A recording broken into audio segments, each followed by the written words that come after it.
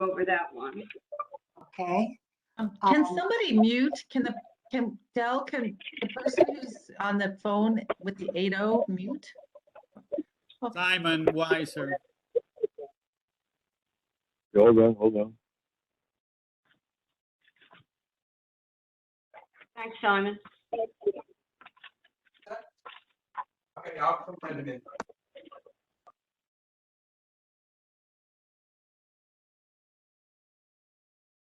Okay, sorry. Okay, who's here to present for 7 Fillmore? Is Raul here? Okay. Hi. So My name's Andre. Do I have audio? Yes. Okay, nice to meet you all. Thank you. should we take it away, Trina? Do you want to share your screen and do the presentation? Sure. And I'll give a little intro as well. Andre, would you like me to share my screen or? I can do it. Okay. So while Andre is getting that up there, nice to meet everyone. I'm Rahul Chabria. I am the owner of a building on Fillmore Place, 7 Fillmore Place. It used to be a old horse carriage, built originally in 1912. It was converted to a automobile garage, and then it was abandoned for several decades. I purchased the property last year, and me as the owner and my design architect, Andre, who we will present today, on our plans to restore this property. The goal is to turn this property into my personal home. This is the first ever property that I've purchased. I'm 25 years old, and I'm really excited to restore this beautiful property on this amazing landmark block. And we've been working really closely with the Landmarks Preservation Commission to bring this property back to its original form and modernize it a little bit with some green solar and such. So I'll kind of take it through from there. Sorry, is there a question? I don't think so. Oh, great. So, Andre. Thank you, Raul. My name's Andre Gomez. I'm with Andre Architecture. I'm the design architect on this project, working with Raul and Landmarks to get this project approved. So thank you for having us. We have a presentation which is just going to basically walk through the conditions of the building, the site, and the design. And I have video. Y'all can see the presentation, correct? Okay, thank you. So we'll start with site context. This is the historic district of 7 Fillmore Place. It's the black square in the middle, and the district, the historic boundary is in the red outline. I have another aerial map, which I just find a little more helpful. Metropolitan Ave, just to the north of it. Drigs Ave and 7 and Fillmore. We're basically at the intersection of that. It's the black square there. Just want to look down the street each way as we look east.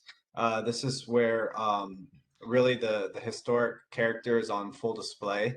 The row housing is almost every building all the way down to the end there of the next street, with the exception of the property that's adjacent to us.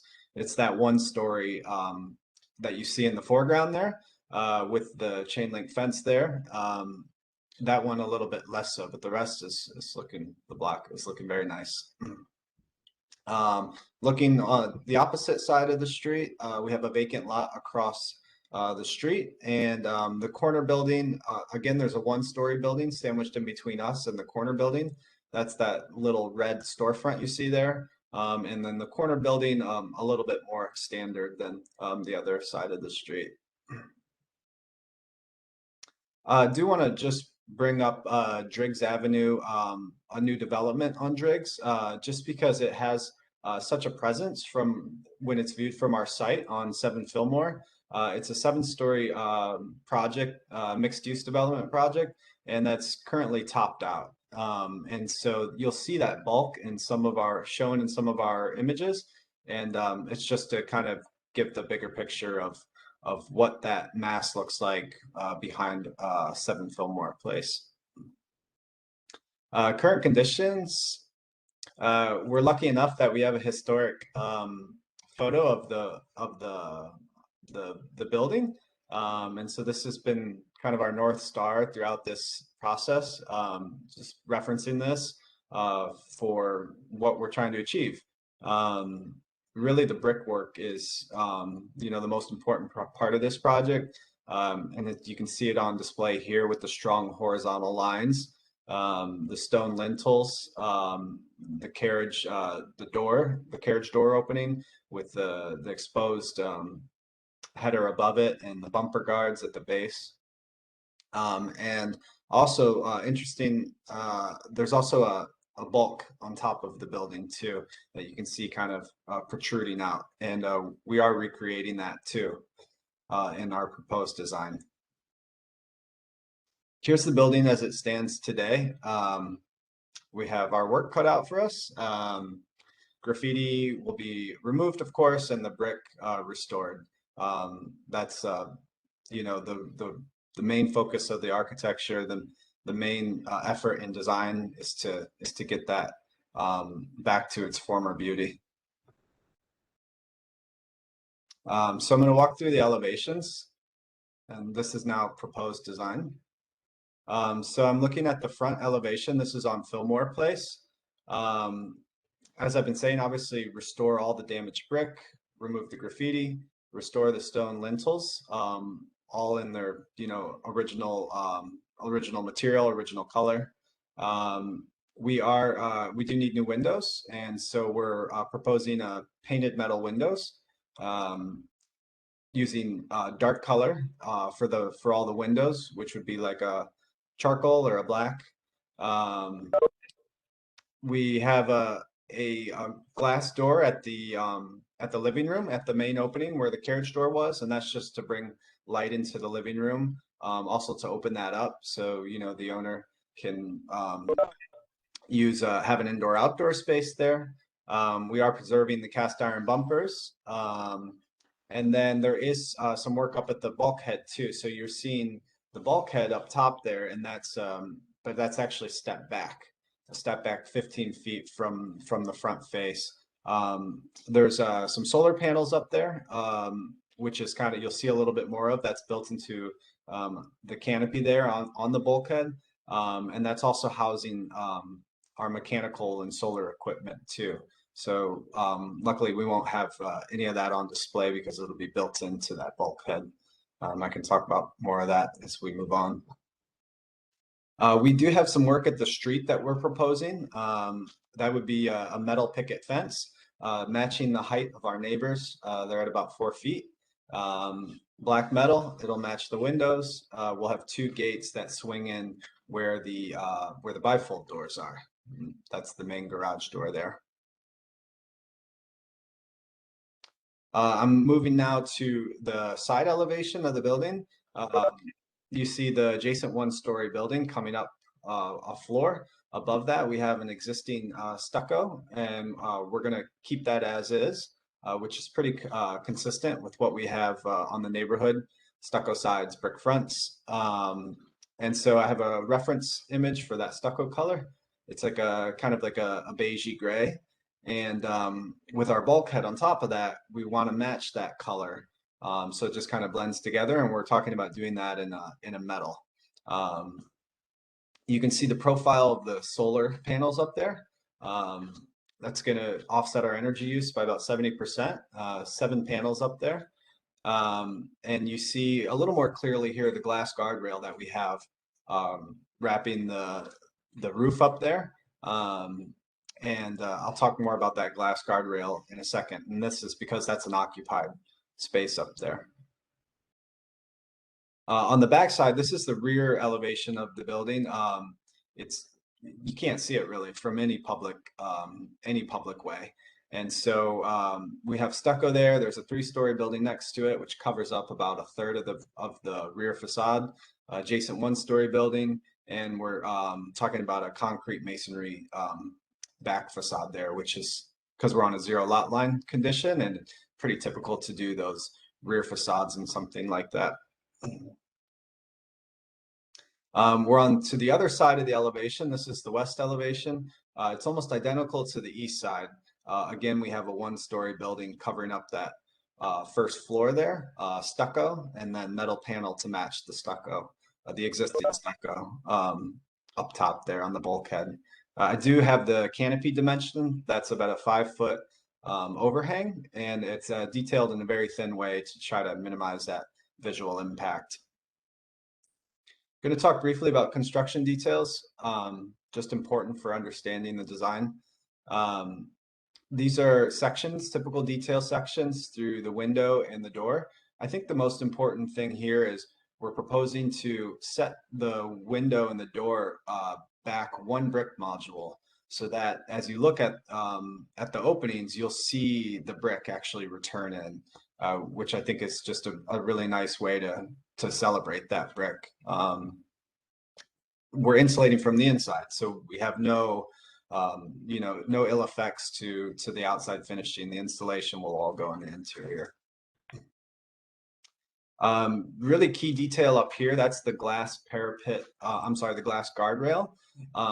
We want to detail this as minimally as possible so that we don't detract from the historic elevation at all. And so there's actually no metals displayed. It's a frameless glass guardrail system, which you can see a reference image in the corner there. And the structural support for that is put below the parapet line. So it essentially becomes almost invisible, as you view it from the street. And here's how some of those roofing details and the insulation details work. We have an existing roof to work with, and we're building a new roof above that with better insulation and better waterproofing. I'm going to talk a little bit more about the rooftop rear bulkhead. So this is a plan of the roof bulkhead here. What's housed in that space, again, as I've been saying, it's stepped 15 foot back from the front face. And what's housed in there is a stairway to access the roof, a solar equipment room, and a small mechanical room. And that allows us to internalize the majority of our equipment. And so about 1/3 of that footprint there is building, and the rest will just be open space. I have a section through the building here, so you can see the sight lines towards the bulkhead. The bulkhead is out of the view of the sight line from the street, from the far end of the street. The canopy catches just a glimpse there. We are keeping like a thin kind of pie-shaped detail on that canopy.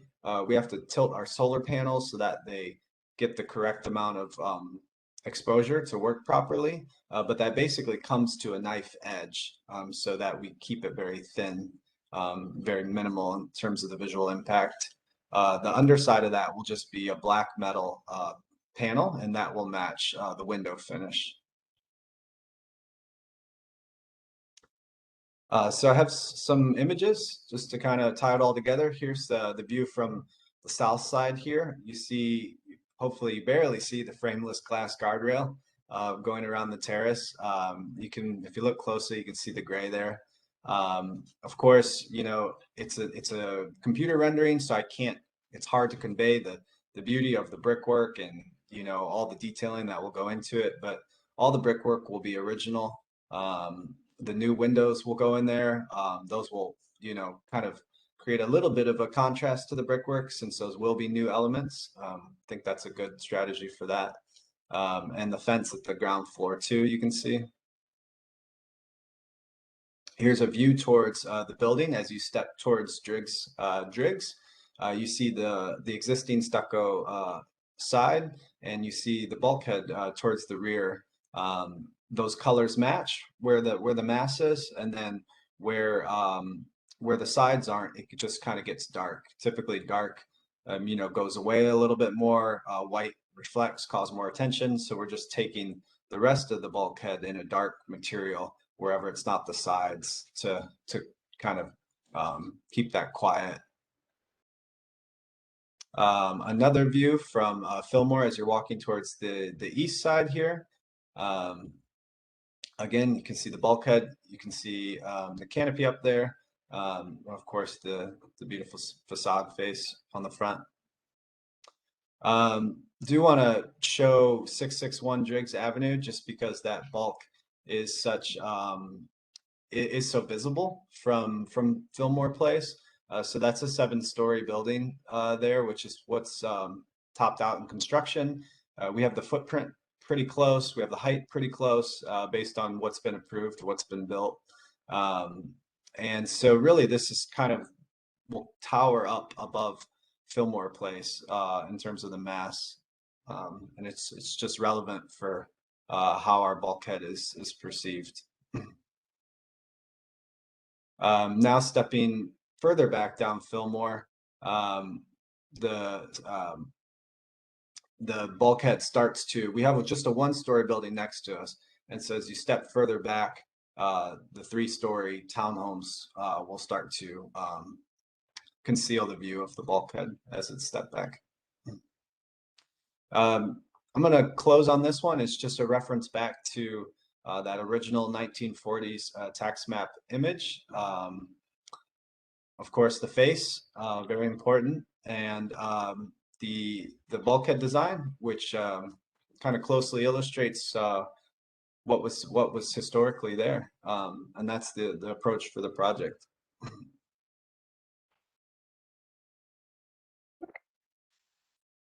This is great, and thank you for the presentation. I mean, it's amazing the way you're able to restore the brick and include the original brickwork, which was so important in the design and the lintels, and even keep the facade detail with the recessed brick. My question, though, are the windows and the fences. Did you consider using something? I know that there are ways to design where you really flip the design in a way, and that seems to be what you're doing. But did you consider using a window design that was more in keeping with what the original would have been, and what you see up and down the street? And also the fence. That fence seems very, you called it picket fence, but it does seem very modern, especially compared to probably the ironwood fences that are up and down the block. Certainly. For the windows, the first major decision was the windows was to do aluminum for durability, for maintenance, just to allow it to open all the way and get more fresh air into the building. And once we made that decision, we started considering, okay, should we divide this with divider lights, which is an option for aluminums? And it was on the table at one point, but we've decided to just kind of go away from that because it is an imitation and we feel that it looks like an imitation. Whereas like, a traditional wooden window, feels like the real deal, right? But with the aluminum window, we just felt like it was better to not try to imitate Are these that. casement windows? You're saying they open all the way, so they're Correct. Yeah, they're the tilt and turn style. okay. Mm-hmm. And so our proposal currently is to do with no divider lights. Right, indicate. So the whole window will swing open to let the. It actually is inward swinging. Okay. Yeah, inward swinging. So they'll hinge at the top, or they'll Oh, pull I open see. Okay. casement inward. Yep. And how does the doorway work in the front? You said that you described it as a doorway into the living room as well as it reads to the eye like a window, but where is the door in that?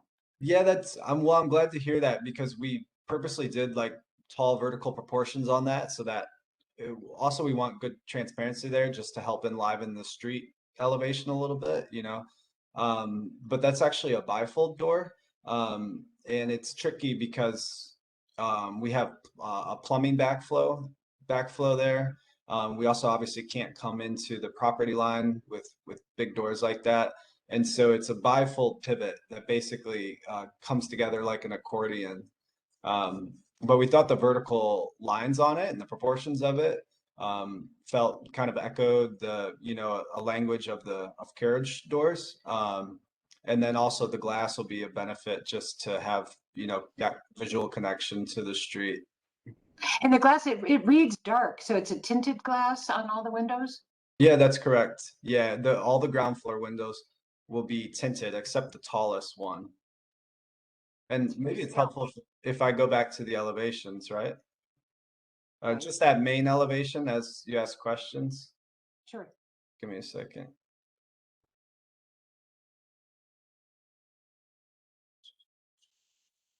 Let's do the drawing.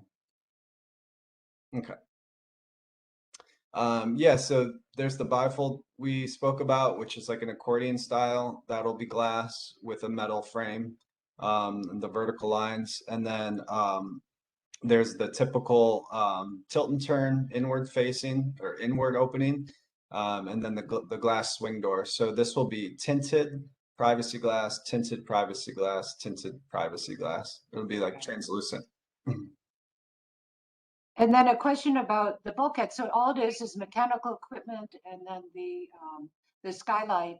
I'm sorry, it's there's nothing, no living space up in the top. It's just the Correct. next to the building. But I'm assuming that's a an open space for the building. That's a terrace that will be used as a terrace in the front. Correct. Okay.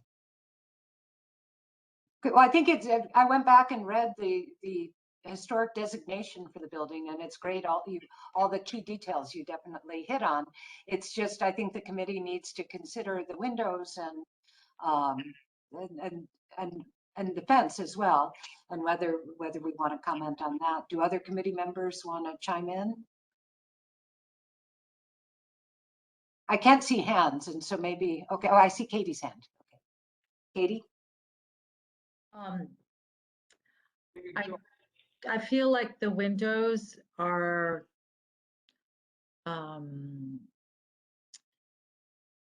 too much out of character with the rest of the historic context. There are windows like this on a building on Greenpoint Avenue between Transmitter Park and West Street. So there's no, they're just glass. And I look at those and I feel like they're just kind of blank eyes somehow. And I find them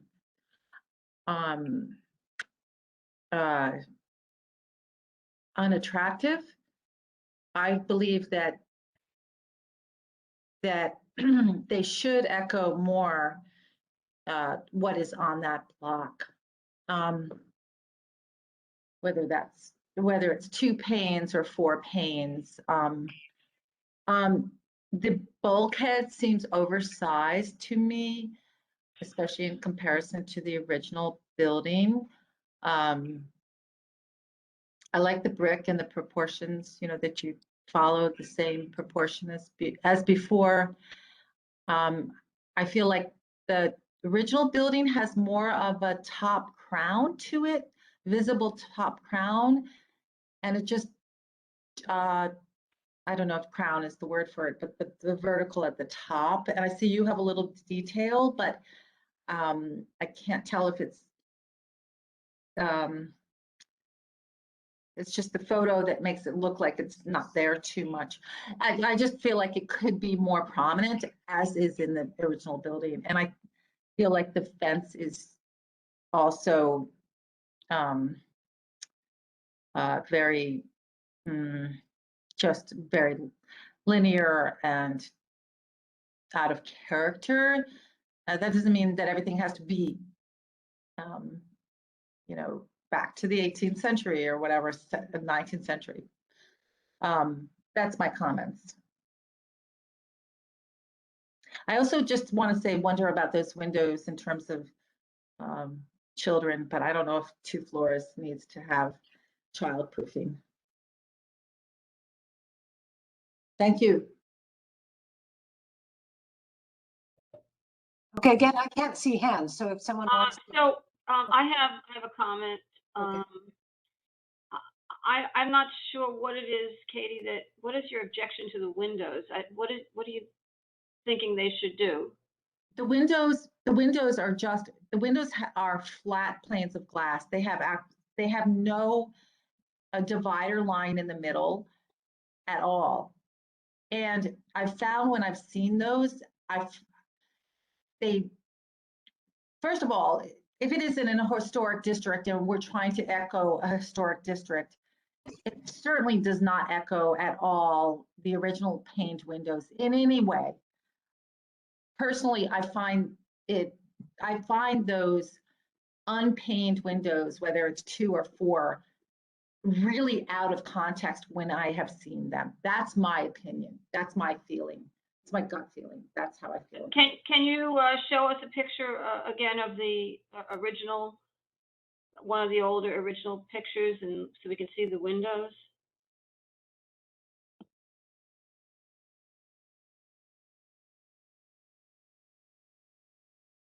That's the best image we have here.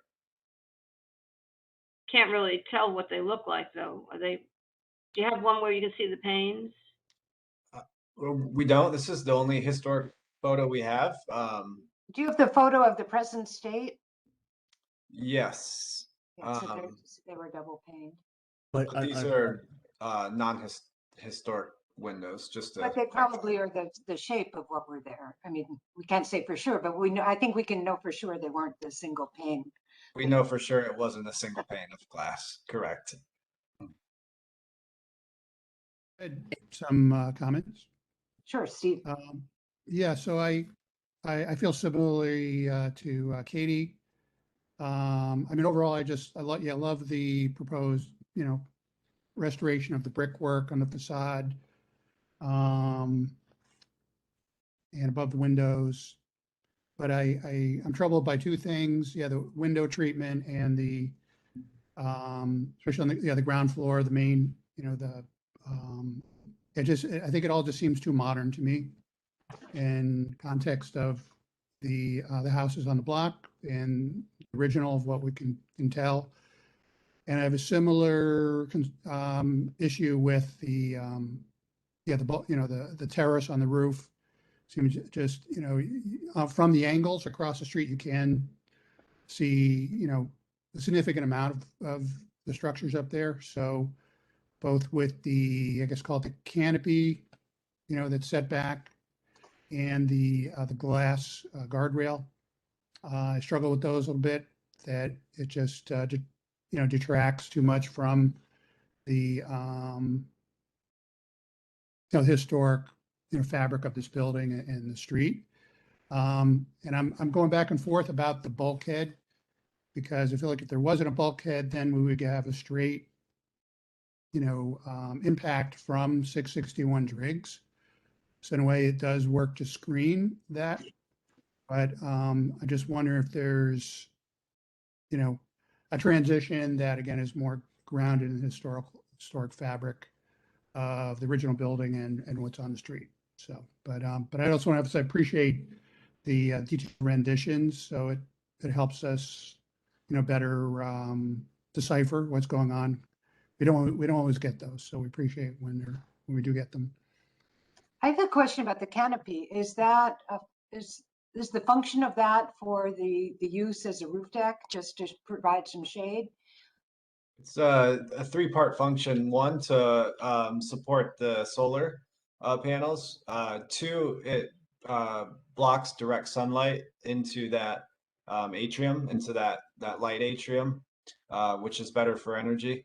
And the 3rd purpose is to protect people on the terrace when there's a storm or rain or whatever. Oh, they come I inside. have a comment. I'm sorry?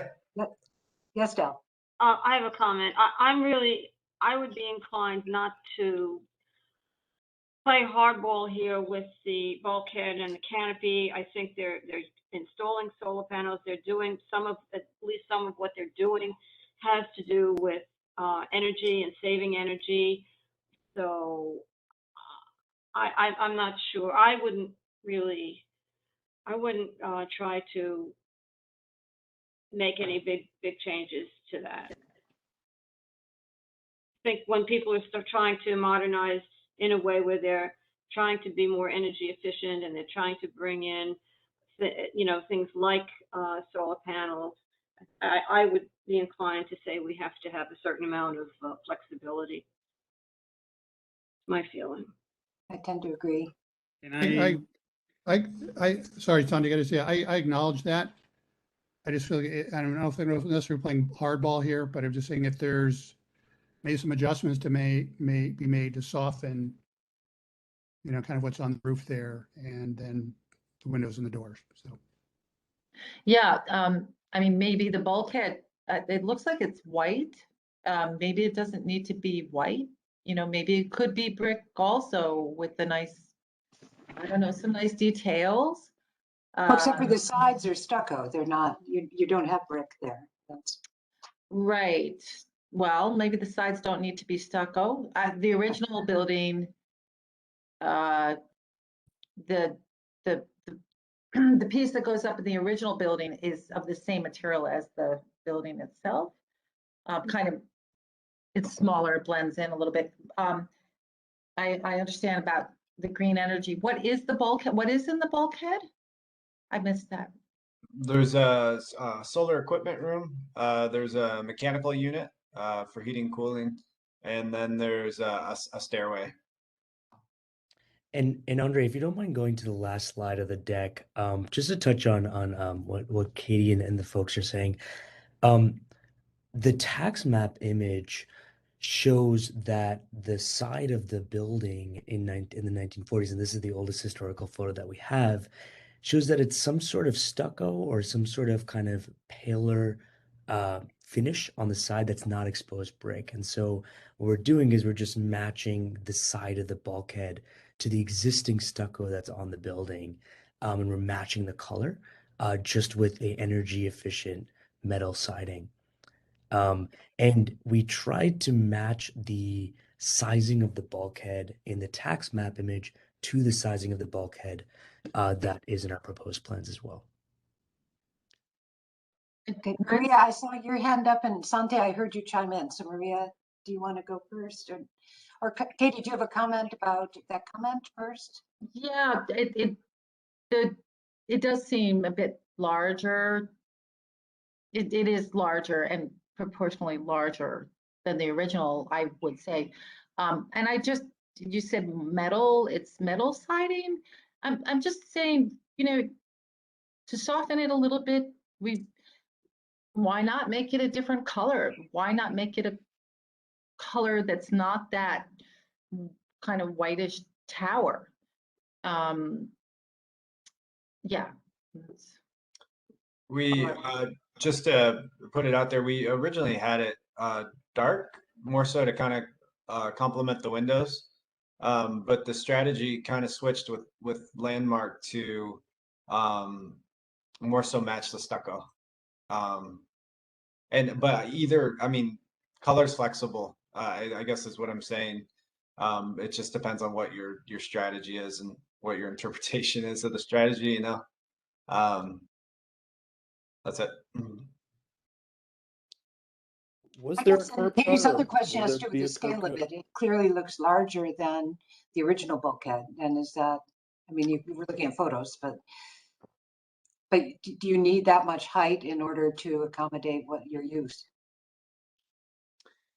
Our height is to a minimum. You know, we never want to put more height up there than we need to. It's just like the reality of structure and insulation and all the detailing to make that whole thing work properly.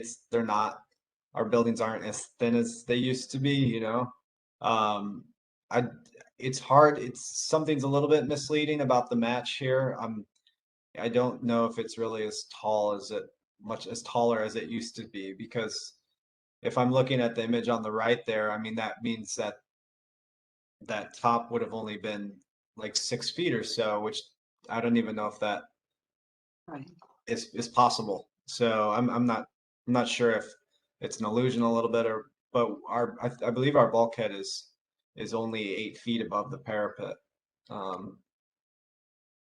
And to Andre's point, we're restricted by Department of Building regulation on it needs to be a certain height for us to have the staircase coming up, as well as housing our solar equipment to make the entire structure more green and environmentally and friendly. Okay, Maria. I saw your hand. I didn't have a question. My hand was just like in the air. Oh, okay, Sante. Hi. Thank you guys for the presentation. And well, I want to say first, I like the intervention. You know, I could see this on Domus Magazine, but but I have to say, when it comes to landmark, you know, as much as I'm a modernist, I've been a purist many times, especially at this committee. So I look at your project when you send it, and there were some points that have come out tonight, you know, made by other fellow committee members, and I'm going to go by different components. I'm going to say what I think. Probably this building had there was probably a double hung window with a 2/2 configuration, most likely on this style. I would not mind, you know, about the full glass window. In Italy, many times, even older architecture may have just a pane of a transparent glass. On the garage door, probably this subdividing this in 4 partitions normally would have been probably a too large panel as a you know, typical of this carriage house. And so that's already something that I see a little bit interfering. But I agree with my committee member. Normally I said I've been a purist. I don't know if there was any remnants of an original brick mold. I know the brick mold is always something that LPC you know, make sure that there was, and it's something they asked to recreate if there was the case. Of course, if there isn't any, the 1940 picture doesn't give justice to that. So these are the general comment, but definitely the garage door that I see a little bit interfering. I know it's easy in terms of fabrication, in terms of operability, and it's all this issue, but 2/2 door, two panels door definitely would be more appropriate, even if the material, you know, wouldn't be what the original material was. In terms of the tinting, I believe the tinting on a modest level of percentage of tinting can be acceptable. When it becomes too dark, I believe it definitely is an interference into general image of the, especially this historic block. As you said, Andre, somehow is pretty intact, also is pretty intact, or at least it's been restored to maintain the type of historic, you know, character, because I believe LPC has enforced a little bit of stricter rule, you know, and sometimes we have lost the strictness. Going up to the roof, first, I believe even DOB, if it's something grandfather many times doesn't meet, is because you want to rebuild it, increasing the height. I don't know how much is the height. Definitely, if you consider the height of the coping stone, you have other 2 feet on top. So you probably have almost 10 feet in height. And then what's a bulkhead on a roof? A bulkhead is something that should allow to have a minimal height to access with the stair on the roof. So the function of the historic bulkhead was to go up on the roof. Could have been 7 feet, and that was enough. And I understand architecturally, and I do like it. It's a very nice concept. Let's call it intervention, because he's intervened with historic fabric. I like it. But it's definitely what he wants to do, and that's very licit, I would say. He wants to turn this into additional living space. There is a substantial amount of square footage with the glass. No, but I'm saying it's incorporate the roof as a livable space, not to sleep, but to live it. That you want to stay outdoor there on whatever you want to use it. Normally, those roofs with a bulkhead and without a railing would have had some to be, maybe it was used for the laundry if it was a residential space later on.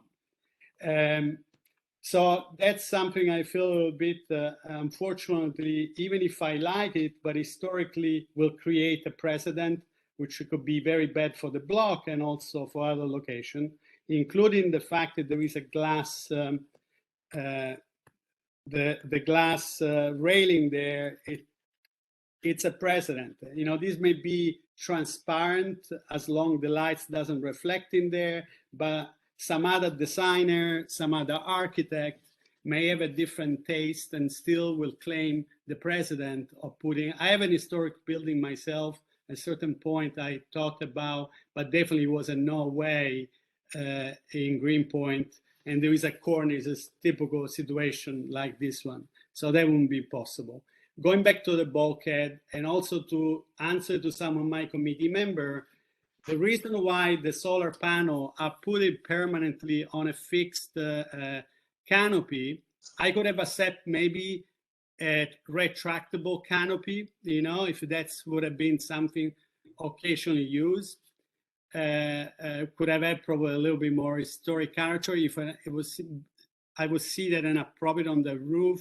But the reason why the solar panel out there is because 3 large skylights want to be put on top of the bulkhead, which was never meant to have skylight. Skylight will bring lights additionally through the stairwell into, so it's something to serve definitely the architecture. And without the skylight, the solar panel could be put definitely on top of the roof of the bulkhead, and no canopy will be there. So we will lose at the first place the presence of this canopy, which is definitely visible. And other things I could say, definitely solar panel can also be installed vertically. So I don't know if the rear of the building could have on the facade of the bulkhead also have solar panel. So want to tell to the committee member, there is other location where without the skylight there, they were never there historically. It's a new addition. The solar panel could be in other place if that's is the energy factor and creating system energy efficient, if that's the issue.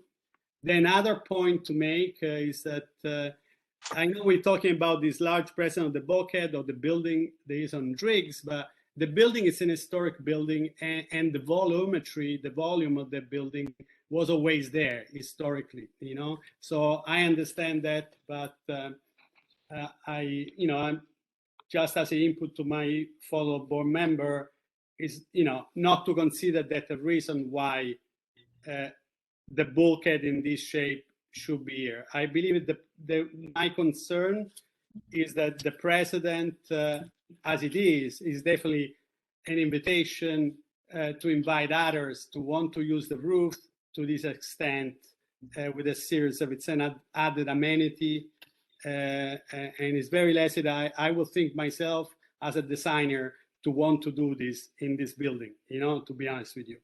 But we are an historic block, and that's my comment. Sante, can I just Sure. make sure I'm understanding your comment? Basically, you're okay, even though you're saying the historic windows would have been double hung 2/2 or 4/4, whatever. You're okay with the windows that are proposing, but in the entrance where the carriage doors had been, you're proposing 2 flat panels rather than the 4, whatever's proposed. Not the louvered ones. You think that it would be better to echo the double doors that had been there before? Well, I'm a drawing guy, so I'll sketch something and you get the feeling, well, that's not my project, so it's the project of Andre. So I'm saying, but it's something, I don't know, you probably did, Andre, right? To look, and definitely, I cannot think that it wasn't an unpleasant presence, but what's the opening of that? What's the width of that opening? It's about 10 feet, so it would be it's custom. Right now we're using a metal system, so we'd be going custom wood. We'd lose a lot of glass, and then the operation isn't as good. We have this this internal domestic water backflow that's would stop the doors from swinging in, so they'd only open to about a 45 on one side. So factoring all and the added cost for, the custom wood doors, less glass. I mean, it's just negatives basically. Well, you could have at the center pivot system. I mean, I believe because Well, center pivot would go over the right of way, so that's not possible, right? Because we're at the property line. Yeah, no, but if you have an off pivot, so you will have a half a swing on the inside, you may be able to compensate.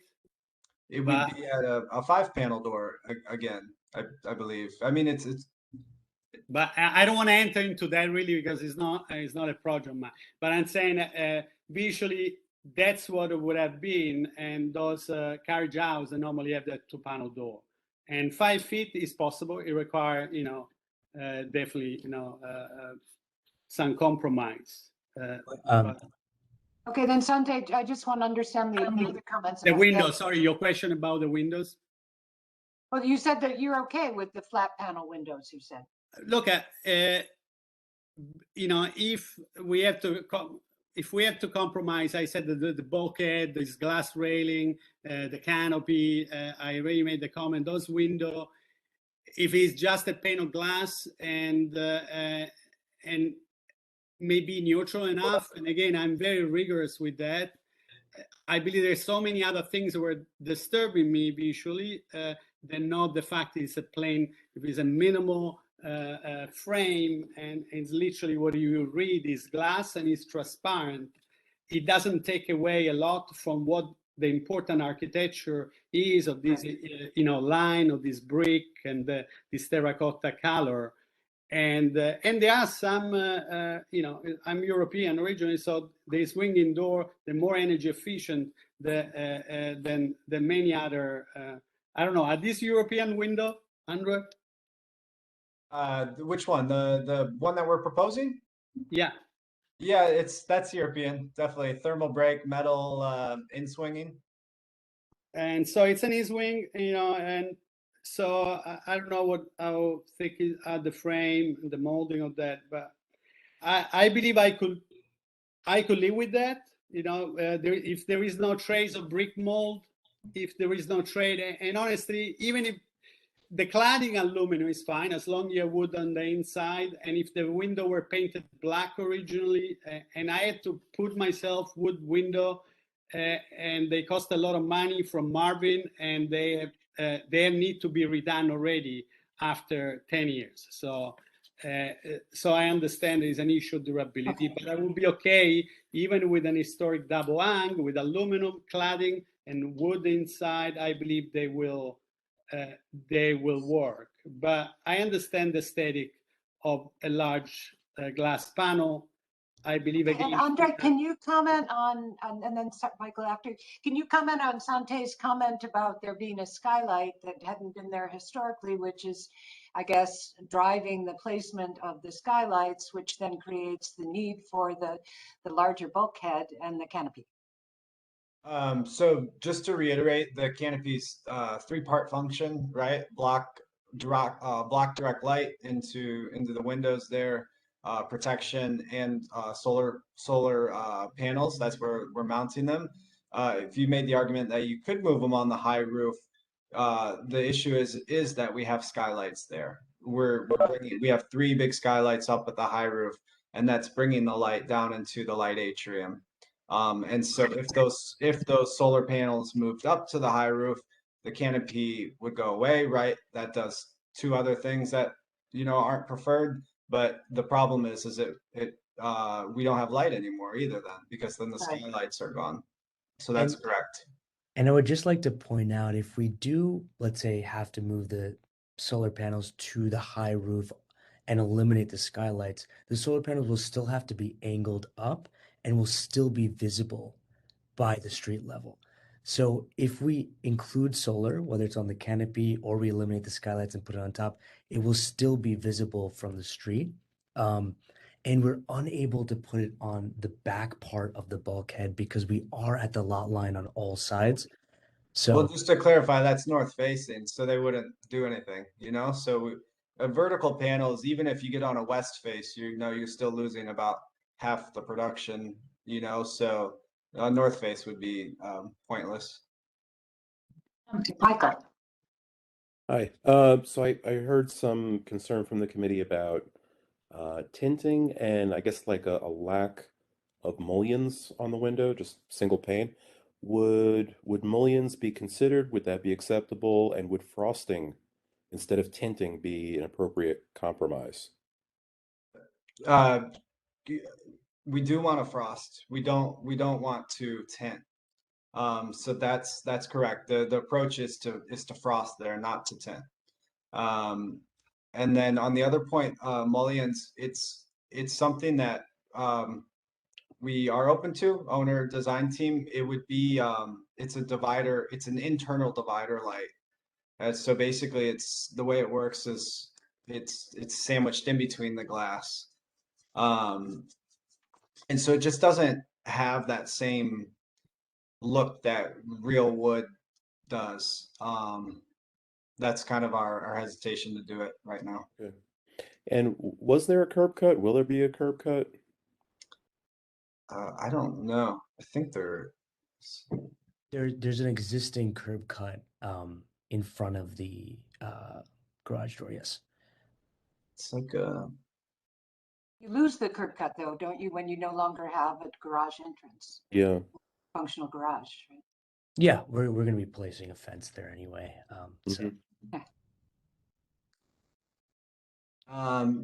yeah, it looks like there's a curb cut. It's hard to tell. Also, Andre, can you show again the historical picture of the front, please? This one? Yeah, I saw that originally there was no railing there, so, and that's why the carriage door, at the door it could open, swing out. So the reason why you cannot open a two-panel configuration door is because you want to, this was something inserted later on.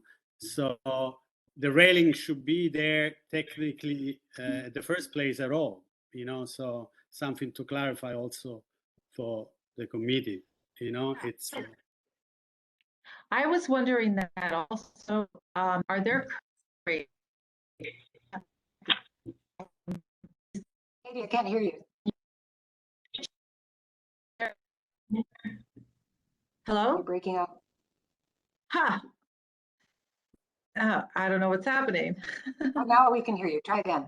Okay. All right. So, yeah, from what Sanjay is saying, I was wondering also, is there currently a fence in front, a railing in front? There is. Yeah. Mhm. Can you show the picture of that? So there's currently a fence in front of all of the buildings on that block.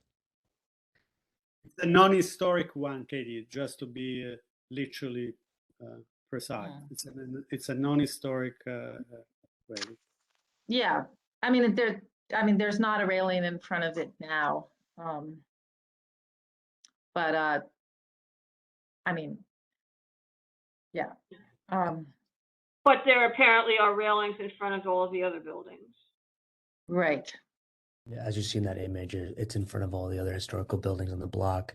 And Sante, to your comment about the doors swinging open, and we can't swing them open because of the railing. Actually, we're unable to have the doors swinging open towards the street because we are on the zero lot line. So whether there's a railing or not, we wouldn't be able to swing them. They would have to be swing inward regardless. Well, there's You my guys door swings open.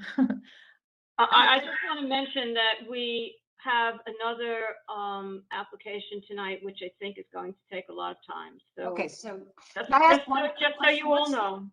what's the difference between frosting and tinting? When the windows that we're looking at look very stealth and look very kind of dark. I think of frosted windows as being lighter. Can you make the distinction? Yeah, I think your summary is right. I mean, so all of our windows, you know, that we install anywhere today have a little bit of a darkness to them. That's a requirement for sun, for energy, whatever. And then when you tint them, you are increasing the opacity a little bit, and usually for like sandblasting or acid etched or whatever, or if it's a film, there's a couple different ways to do it. But I would say that in general, it's going to lighten the window when you frost it, not darken it.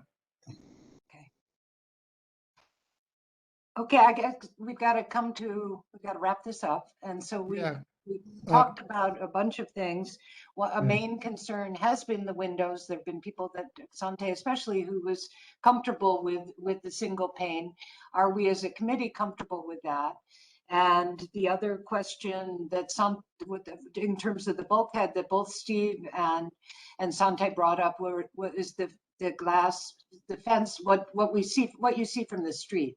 And Sante's problem was it sets a precedent. And Steve mentioned just how visible it is and how I guess the eye is drawn to it. The other comments, I think that those are the main concerns we've had. And so do some of the people that haven't spoken just want to pipe in about how they feel about the windows and which direction we should go in terms of the windows?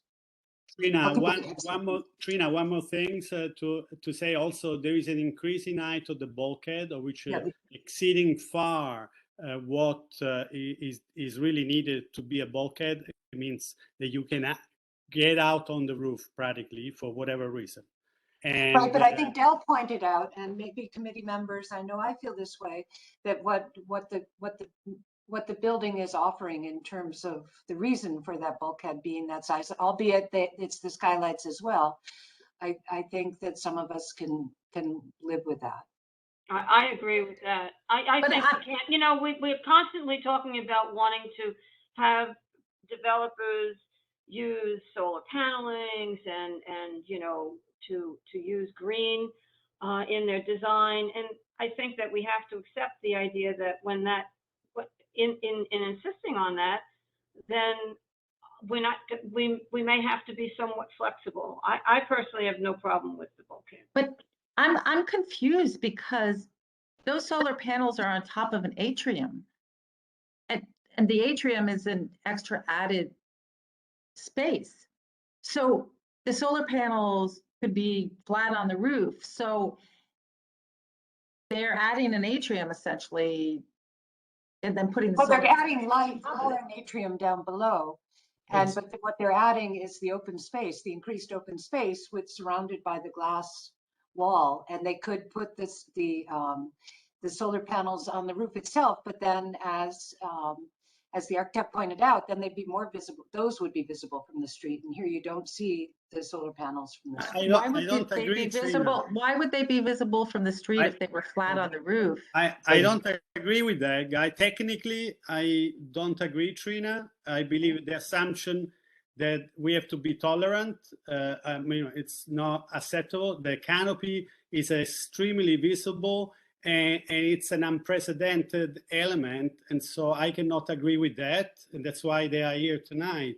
And again, I like the project, but in context of the fact it's a landmark and this is an historic block, we have to say that. And to be honest with you, there is enough square footage on this roof that despite that first, and if we reduce the height to what is necessary to be as a bulkhead, because they should have tell us, they're also asking, they are here because they're increasing the height, that height.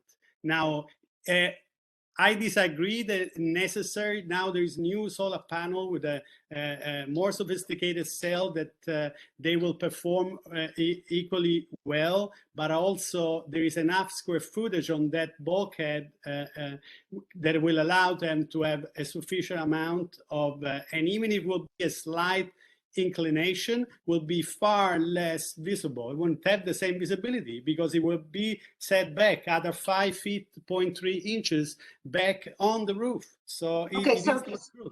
So and I don't want to do a rendering here to show that it's not true because you know, to the committee. So we should not state that we have to be tolerant to that because this is a major intervention and expand the usability of the building to the roof for other reasons which are very licit, but maybe, I don't know, a little bit controversial when we are dealing with a landmark building.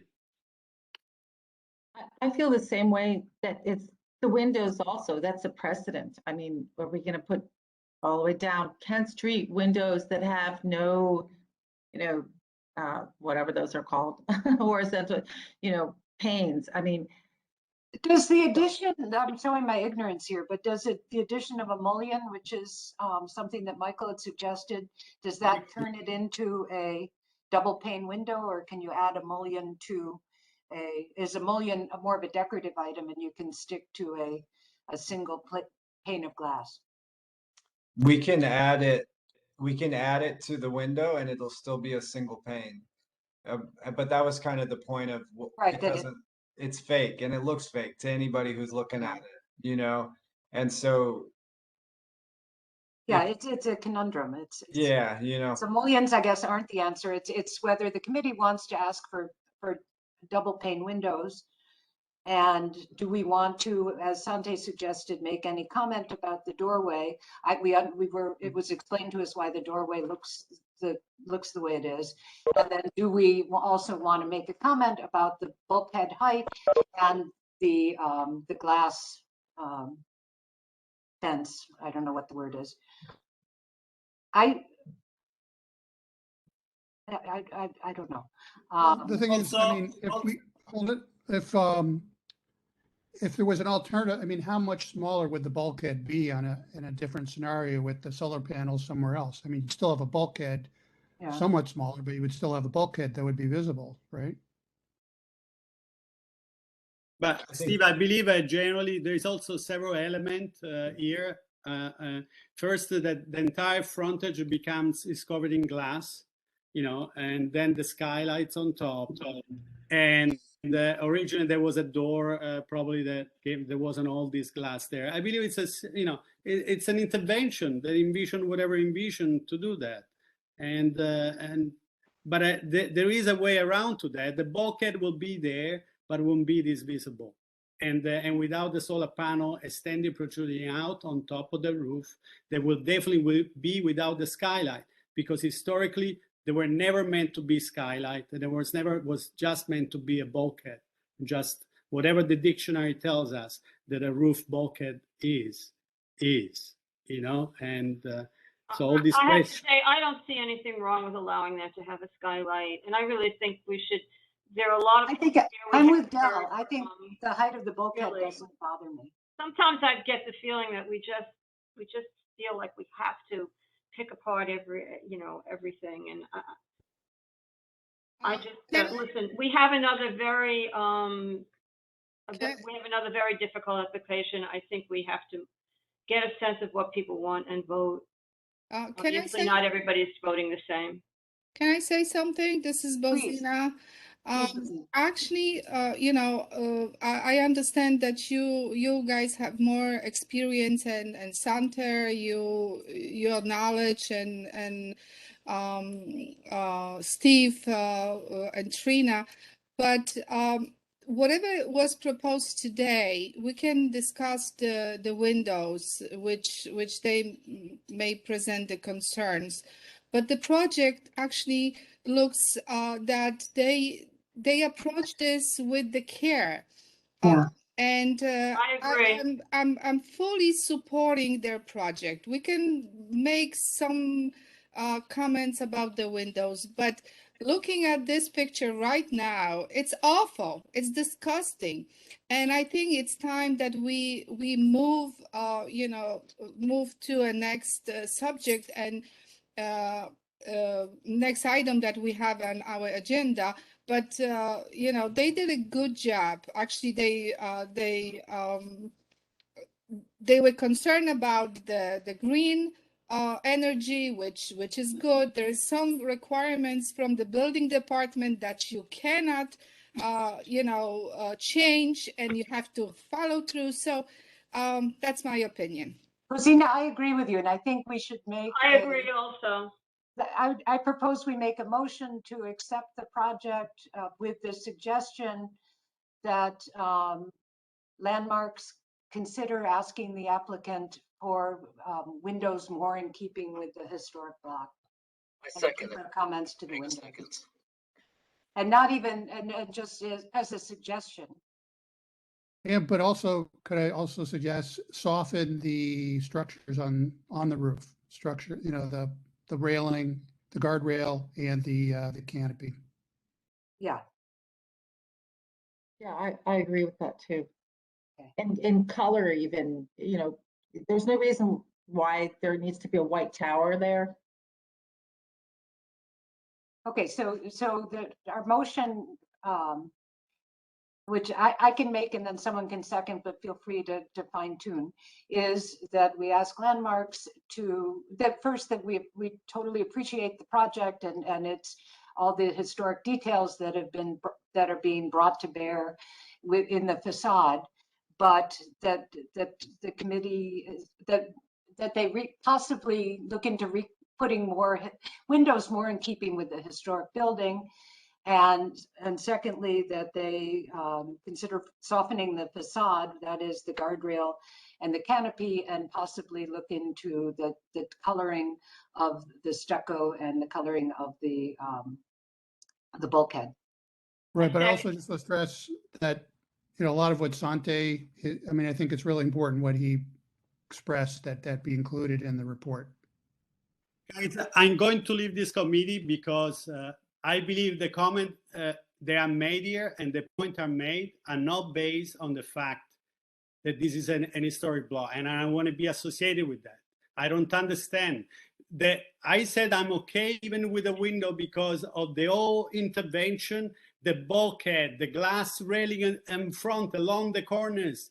The level of the roof is brought to the level of the coping stone. If you have no understanding technically, I don't know why you're making this comment. And I like the project, but I can't be associated. I'm here at this committee because I try to give input with an integrity. And I believe that we're talking about, they're doing great things about their environment and they put in the solar panel. The solar panel can still be there. They just need to take away the skylights. But for some reason, some committee member, they don't want them to take away the skylight. You don't see the skylight. There's no other reason than expanding the usability of the building of a portion. This is a terrible precedent. It's a terrible precedent, and I don't want to be associated, and I'm going to resign from this committee as soon so you can be happily go through and approve and feel that you have to be open. One of the reasons the architect said that when he was pointing at the beginning of the presentation that the Fillmore block was looking beautiful and intact is because in the past has been a certain severity that has made sure that the vision of the block had that character. If this would have happened already 10 years ago, we would have had many of these interventions and that character will be altered. Now, if you know knowledge, be moderate in your comment. That's what I feel. You're free to say whatever, but I'm free also to make that point. And there is things that we need to be resolute about. I believe the window, one plain glasses, the window not here anymore, I will feel honestly less disturbed.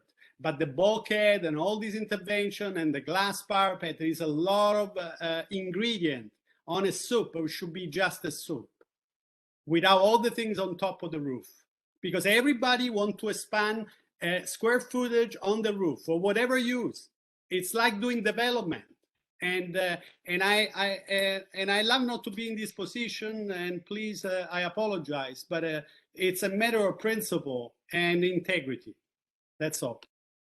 Well, Sante, would you like to add a line? I can't add a paragraph to what is being proposed, but if you want to give me a line that we can consider adding to the resolution, considering about the bulkhead and the placement of the skylights and what we can recommend, I think.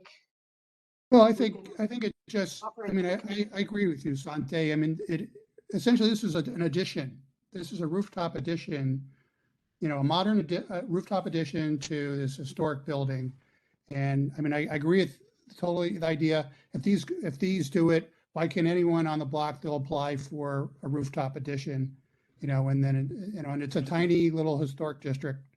So, I don't, I'll speak for you, Sante, but I feel like in a nutshell, that's what you're saying, right? And also, really, I want to be clear because I truly like the project, and I like not to be in this position. I said it's a matter of an integrity because we are in this committee, and I truly like the intervention. I said a compliment, and many people don't even know what Domus Magazine is, but you know very well, Andres. Okay, I know what Domus Magazine is, but we have to move on. So if you can give me we have two lines, I can add it to the. We have a motion that's been seconded. Your motion, I seconded your motion, Trina. I'm sorry, who seconded the motion? Dell, I thought you made a motion and I seconded it. Maybe you didn't mean to make a motion. Yes, that's what I heard also. Okay. I think we need to vote. Was there a But- motion? Yeah, the After? motion had to do with Yeah. the windows and softening just the guardrail and the canopy and addressing the color. But I wonder if the committee, in addition to this, would be willing to add to our motion some of what Sante's saying about the, maybe we don't want to do it. The motion's on the table, but I'm wondering if we want to add something because it does set a real precedent to add the roof deck. I and basically agree. They are Okay. adding the extra. We could space. just say no. Adding something. But But excuse me, guys, because I believe there are two ways here. One, definitely we could say no, and I love to say no with the serial modification. Maybe why don't we? Because this we can say, but they can say that they want to postpone. They can come back based on the comment that we have made, and they approach that, and they can come back here and Sante, that's not how it works. Our comments No. to PC are just recommendations. It doesn't bounce back to us with our Can comments. we, listen, unless you all want to be here till midnight, we have Okay. a motion. Can we vote on it? If it Yes. doesn't pass, we'll vote on something else. Okay, But yeah, I really believe that what the motion that's on the table right now is not consistent with what Sante is saying. Sante is basically looking for a complete redesign of the bulkhead, getting rid of the skylights and just a redesign. So can we just vote on this and then okay. if we Dell it agreed. doesn't pass, then we'll have another motion. But we need to move. Okay, Jerry, can we have a vote? Does everyone understand the motion? Yes. Okay. Can you please repeat the motion, Trina? And I'm part. Okay, the motion is to ask first to acknowledge the the historic fabric in the design, the proposal, and then to ask that they go back and consider consider the windows and consider adding more, bringing back the historic windows. And secondly, that they look to soften the guardrail that's visible from the street and also the canopy, and look into possibly changing the color of the bulkhead and the stucco on the side, which to Katie looked very white. And that motion was seconded by Dell, and that's what we're voting on.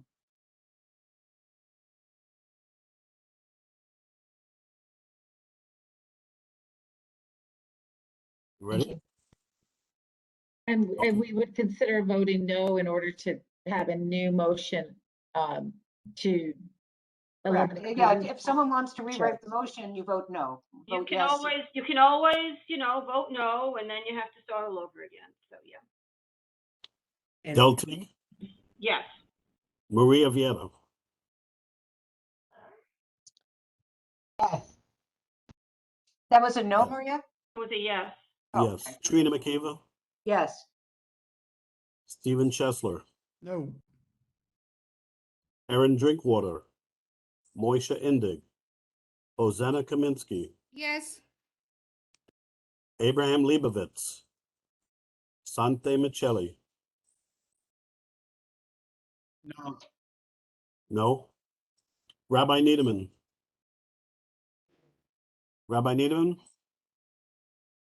Karen Nieves, Yes. Isaac Sofer, Yes. Robert Solano, Stephen Weidberg, William Vega, Yes. Simon Weiser,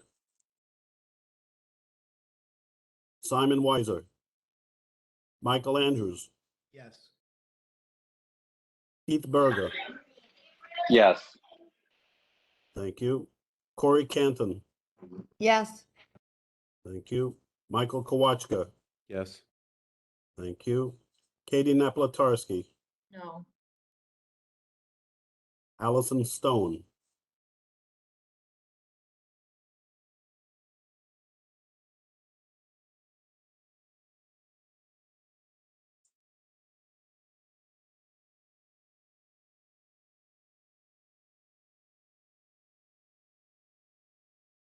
11 yes, 3 no, motion carries. Thank you. Okay, thank you. Thank you. Thank you for your presentation. We move on to 27 Stewart Avenue. It's a common law vesting application with BSA. And before we get the presentation, I just want to mention to the committee that, and to the presenters, that I did meet with Jella Prenga and Tony Matias from BSA about what our role is, whether there was a question as to whether this was just to be presented to us just for information, to tell us what's going on, or whether our opinion was something that BSA wanted to know about. And BSA assured me and wanted me to tell the committee that they definitely do want to know what our opinion is. Now, that being said, I will tell you that BSA referred me to a case, because this is a common law application. That means it is not regulated by statute, but it's recommended by, not recommended, it's regulated by case law. And the case they really look to is a case called Matter of Putnam Armonk. And if anybody wants to look it up, it's 52 82nd 10. So I pulled the case, I read it, and essentially, according to that case, you have a three-pronged test. You have three factors that we look at. And one of the factors is whether the owner or the developer abandoned and abandoned the project.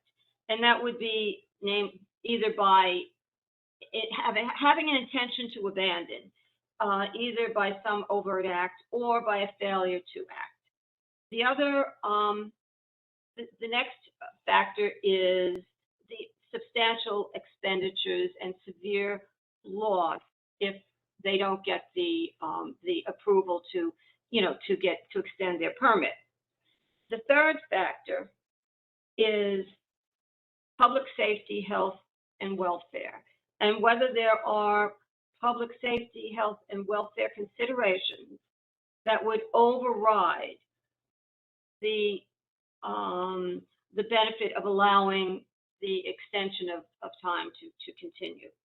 So it would be whether if we had really a significant public safety, health, and welfare concerns that were so serious and significant that it would override the common law allowance of this to extend,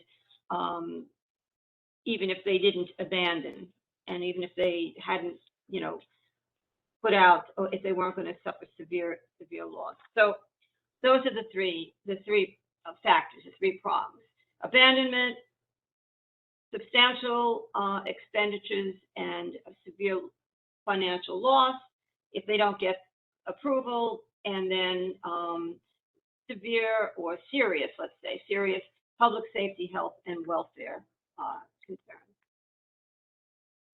And the other thing I will mention is we know that a part of this plot is a brownfield, so we'll get some explanation about that too. So anyway, I just wanted to mention that before the presentation started. Okay, so why don't you get started? Well, thank you, Del. Good evening, everyone. My name is Paul Prue. I'm land use counsel to the developer 25C LLC, which is a developer with several projects within 6 blocks of this site. In fact, all of their projects are within 6 blocks of this site. They do a mix of commercial, manufacturing, multi-story commercial and manufacturing, and are looking at some mixed-use projects as well. In this case, they purchased this site some year ago and began building a hotel right at the same time as the law changed to require a special permit. So because they were in the middle of construction and had expended substantial expenditures and substantial construction, had done substantial construction, as you can see here on the screen, they have sought this approval from the BSA to continue that construction. And so we're asking the BSA to approve that pursuant to the common law cases that Dell just described. And we'd like to tell you about the project. So with me tonight is Nicholas Liberis. Nick is with Archimera, and he will be doing the presentation. I'm also joined by Dawson Stelberger, who is here to answer any questions on behalf of ownership. So Nick, why don't you take it away and show our presentation? Sure. So thank you everybody for your time. I will try to keep this brief. The subject property is at 25 Stewart. It's at the intersection of Stewart and Flushing Avenues. The plan is to do a hotel. This is a project that has been in the works going back to 2014. There have been several iterations of this hotel and several owners. We've been with it the whole time. The site itself, like Paul said, is a brownfield. There were several historical uses that included a car wash, different types of metal salvage. There seemed to be other some industrial processes, because when we did the sampling, we found some small amounts of chlorinated solvents. And what we've done, excuse me. Okay, I thought I heard somebody. So so what this is intended to be is a hotel with a community facility component. These are just some typical renderings of the planned spaces. The hotel sits on top of a mixed-use space, which is intended to be used by the community. It could be used as a shared workspace. It could be used as a banquet hall. It could be used as a performance venue. And up above it, we have about 180 hotel rooms. So this is the site over here. You can see it. We have Flushing over here, and we have Stewart at the top of the page. There's this very interesting piece of the site back here, which is this little portion about 40 feet wide and about 400 feet long, which kind of kicks back out. And this used to be where the train would pass through. There was a train that was originating across the street, and it would travel the short distance along Stewart over here, and then it would kick into this alley and head back out onto Johnson on to the north. So let me see. The building is completely as of right in an M12. It's 2.0 commercial FAR with a little bit of a community facility. The intent for this iteration is to have it be holistically health focused. The owner Dawson and his group have a very refreshing take. If you are to compare how they propose to do this hotel, relative to all of the other hotels in the area, and part of it is centered around this like holistic health enterprise. It's meant to be somewhat of an amenity, which is going to be offered to the hotel guests, but it's also going to be available to the local community. This is the ground floor plan. You could see that we have this recessed area over here in this area. So that was that double height area. The hotel entrance proper is right now over here, but we plan to move it over here if we are successful with this application. And you can see that this sidewalk bump out exists currently, and it lends itself greatly to this sense of urban place created by the widening at the entry point to the hotel. We propose to place parking off of Stewart in that 40-foot by 400-foot long swath of space. We have programmed over 100 parking spaces, which is what we need by code. One other thing to note, the L train runs through that little bit back here, somewhere like right around here, and it's extremely superficial to the surface. It's about 6 feet below the surface. So we've had a lot of back and forth with the TA to some success over the years, and right now as we speak, we have all of the monitors in. even though we've paused construction a little bit. This site continues to be monitored. This is the community facility floor. This is the typical hotel floor. We have these typical hotel rooms. There's about 40 per floor. You see, this is the hotel roof. Right now, this is an older design, and you can see that we have this big bulkhead over here. And this is something that came up in the last presentation. People were asking, what's up with this bulkhead? What's going on? And you could rest assured that it's been taken out of this design. This was put in by the last owner. The intent was to have some sort of projections here and to use it as something that could be used as an amenity by the hotel guests. But the new owner has a much less garish taste, and he also sees that there's this beautiful view towards the city skyline off the back. So we're all best served by, taking this horrible thing off. So now it's off. Let me see. These are just some typical sections. You could see how this area here is subgrade, and we have this double height over here. And we have these big beams, and these big beams have been specifically engineered to carry the weight of the hotel. So you have these large tremendous beams that land on these very specifically placed columns whose foundations have already been poured. And this is, specifically for these hotel rooms. Everything has been coordinated per the hotel up above, and that's what we built. So let me see the next slide. So this is a log of our progress to date. As you can see here, we've excavated 75% of the site. Everything that is in this area has been completely excavated, and everything in this area has been completely excavated. We haven't completed excavation in this part because we had a sewer, which was an 8-inch sewer, and we had a dewatering design approved for a 6-inch sewer. And we were delayed because we wanted to combine these two. So this has only been recently approved in the past few months. So for us to dig, this is another 6.5 feet down that we have to dig in this area. We've dug down to the same level as these two areas, but to dig the extra 6 feet, we have to dewater here. So we have all of the appurtenances for the dewatering setup, the tanks, the filter tanks, the well points. Everything has been constructed. So we anticipate dewatering the site in short order so that we could finish this up. Because what we'd like to do is to finish up this remediation.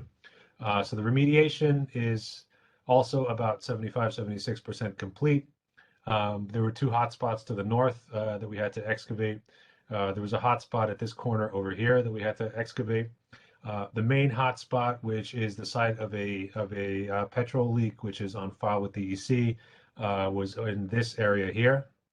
So as soon as we finish the dewatering, we'll get down there, we will excavate the soil, we'll clean what we have to, and we will continue on. We are hoping to achieve track 1 for the site, which means a complete cleanup, and we're on track to do so right now. This is the footing progress over here. We're about 78% complete with the footings by concrete volume. So you can see over here, these ones in purple are the ones that are remaining to be poured. We poured this big mat over here, and we poured these mats over here. These are the footings that are supporting the columns that pick up those huge beams overhead that support the hotel. And this is also a mat, and this is a mat back here picking up a big shear wall. This is a record of the foundation walls, which are complete. Again, the only portion which is not complete is in the area that has yet to be dewatered because we have to dig down another few feet. So we've completed all the foundation walls along the perimeter as shown in blue. It's about 60% complete.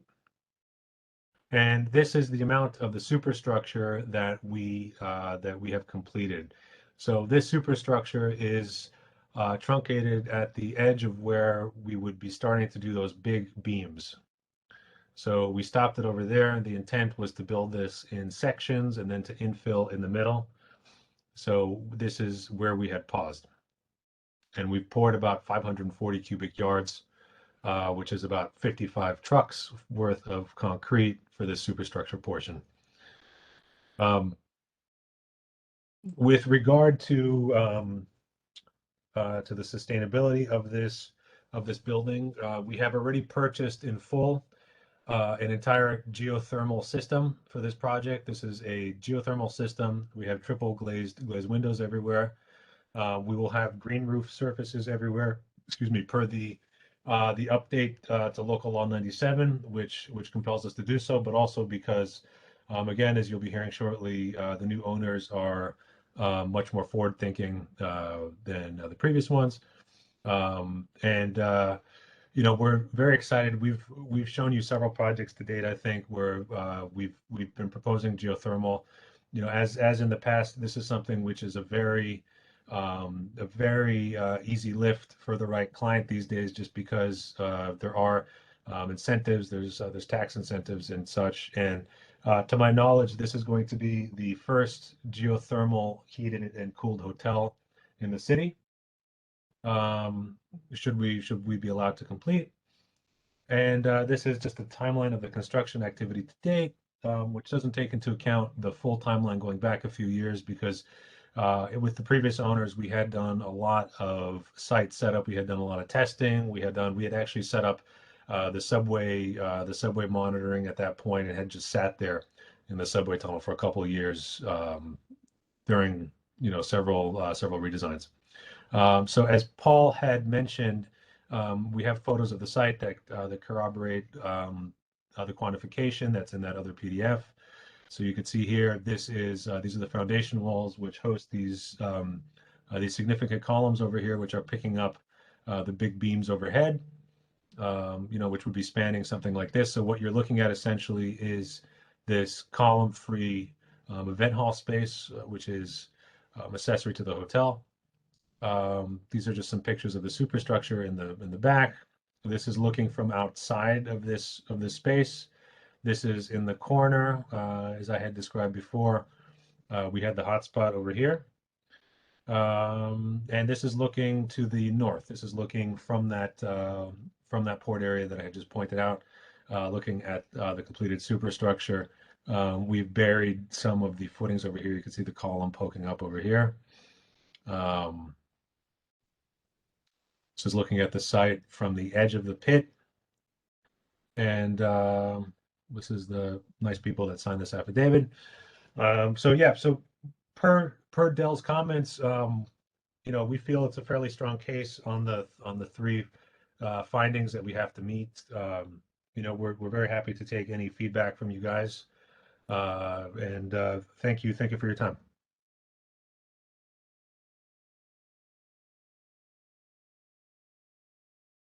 I have a few questions just to start. How far away is the L train? The L train is right under the site. Let me show you. I mean, but the entrance that people would be able to use. Oh, it's about a block and a half away, max. It's like right up of Wyckoff. So Wyckoff is the next street to the east, and then it's like half a block up. Okay. And you said the site is monitored. What do you mean by that? In many ways, actually. So we have the transit authority monitoring. So we have all the stuff that they want for their tunnels, you know, for the exhaust outlets.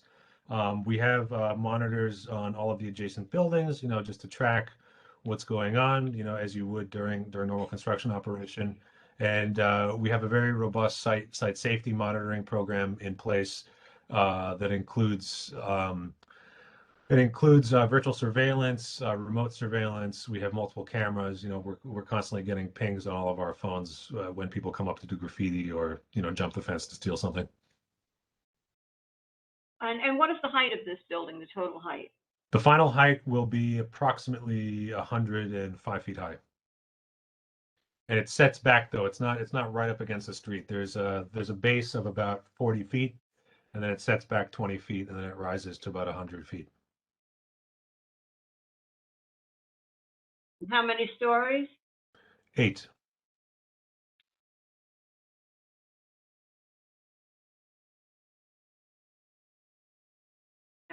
Okay, and the healthcare, there's going to be a healthcare facility there? Is that what your plan is? It's a little bit more of a hippie proposition than that. It's like holistic healthcare, like alternative medicine. The whole place. These guys are very health conscious. They're both both of the owners. They were former athletes. They're very into. One guy, the guy who's on the call right now, he's very into yoga. So it's this type of stuff. I'm not understanding how this is going to be a part of this building, because you said it's also open to residents in the community. Yeah, I mean, truth be told, I had a hard time understanding it at first. Is there a specific space, a specific structure? I mean, how is this going to be available to the community? It's programmed as an empty floor, and you'll have access to it from the hotel lobby. So you'd either walk or take the elevator from the hotel lobby to this floor that has all these treatment facilities. So it's kind of like it's a spin on a spa kind of, but it's much more like you'll have like physical therapy there, you'll have like alternative treatments. It's something that they believe very, very strongly in. They have an operator who has several hotels, and this is, we're actually, this isn't the only place that we're seeing this. We're seeing a lot of, it's a new programmatic wrinkle that we're seeing in several of the hotels that we're working on. It's this very, it's like a personal care type of thing, and this is just this flavor of, personal care with this particular program. So Dawson, I see that you're not muted. Can you add to this, Dawson? Yeah. So, hi everyone. I'm Dawson Stelberger. I'm one of the owners of the project. So on the second floor, we have a number of licensed practitioners, acupuncture, physical therapy, massage, that need spaces to operate out of, and we are trying to create a space that's accessible to the community, to guests of the hotel, but also to the wider community, that they would be able to receive these treatments. And practitioners would have a space to practice and bring their clients to. Dawson, you have a relationship with these practitioners already? We do. A number of practitioners. Yeah, I mean, I think as we would open the space, we would obviously be looking to expand upon that, but we have a few people that, we've worked with in the past, and that we've, been listening to that community and trying to understand their needs and how we could work something into this project that would benefit the community and also benefit those practitioners, and try to bring together a strong community where, they sort of work together, they can build clientele together, and it becomes a strong amenity for the hotel and for the surrounding area. And do you plan on having any kind of a discount for people in the community, at least for seniors, or just maybe community members? I would say yes. I would say a lot of the things we do involve a by need sort of understanding of clientele. We do a lot of things. We give space for free to a lot of people. We work with a lot of artists that have lower budgets, and we try to make things work for them. So a lot of the stuff we do involves an aspect of what you can afford, and there's certain people that have bigger budgets and can help subsidize some of the other people. That's very common in the other businesses we have. Yeah, guys. I mean, we've all been looking. Like, I've been active in CB1 for the past 13 years at this point. I've dealt with a lot of the developers. These guys are like utterly unique, just in terms of what they're doing and what they're proposing. Overall, there's a lot of light manufacturing at really discounted rates that they offer, and everything Dawson is saying is absolutely true. And it's extremely heartening, to have the opportunity to be working with him and with Paul on this, just because, after all of this development that we've all seen over the past, 15, 20 years, this is a, definitely a zig you know, after everybody has been zagging in, you know, in a quite different direction. Because it's only a community benefit if the community can afford it. 100%. 100%. Yeah. Yeah, I think we're all on the same page about it. To that end, somewhat pursuant to your comments at the last meeting, we reached out to Evergreen and briefed them last week. We sat down with Karen and Leah there and discussed the project and Dawson's longtime membership in the network and some of the other projects he's involved in. So I think we checked that box. The other thing you asked about were specific details about the remediation plan, and I do want to let you know that the remedial action work plan was sent over by an FTP link, so hopefully that's been distributed to the community board members. And I think Nick summarized the status of the remediation so far, but if you have any specific questions about that, be pleased to. Is DEC managing your remediation? Are you in a brownfield program? Yes. Yeah. Yep. It was admitted to the brownfield program in 2017, Okay. which shows you how long this site has been active. But there's a spill that goes back to 2005 that we're addressing. So this is long-term remediation. It's the former Universal Scrap Metal Processors Corp. And the spill relates to what is likely a gas station historically. It's when the UST was removed, they found this leak in 2005. So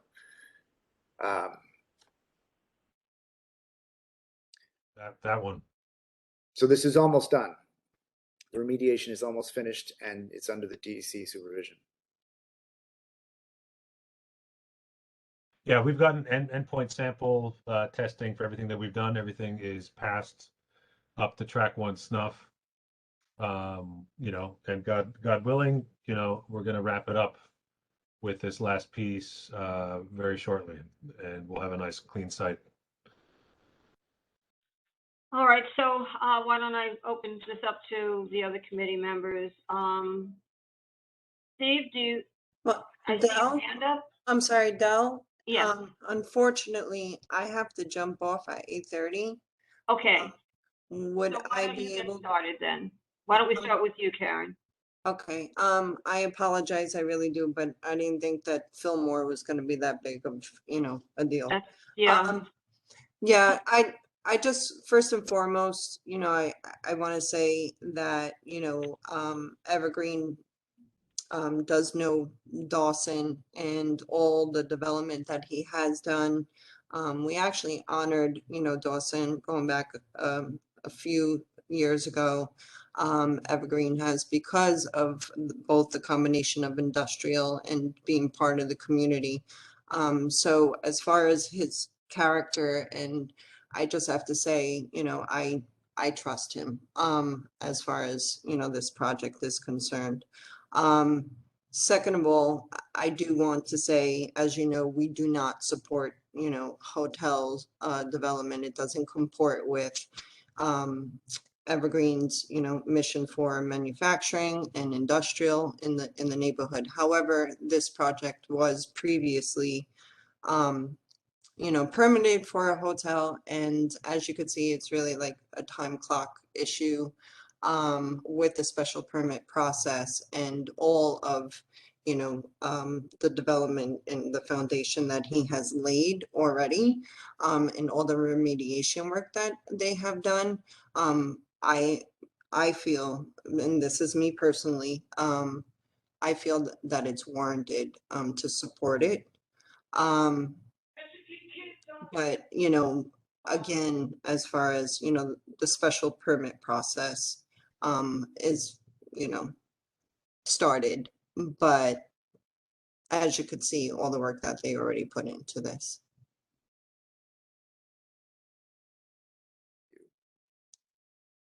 Thanks, Karen. Thank you. Steve, I see your hand up. Yeah, just so, I have a couple questions for the applicant. But Karen, since you just chimed in and you have to get off, I'd like to just ask you a question in terms of, we're really, putting it lightly, mindful of approving hotels in our district. And I've just dive a little deeper on why I feel maybe Evergreen, besides the, they've already, the initial investment physically and financially into it, I feel this hotel will somehow be compatible with the neighborhood. Or Evergreen, or I should say, or, whatever.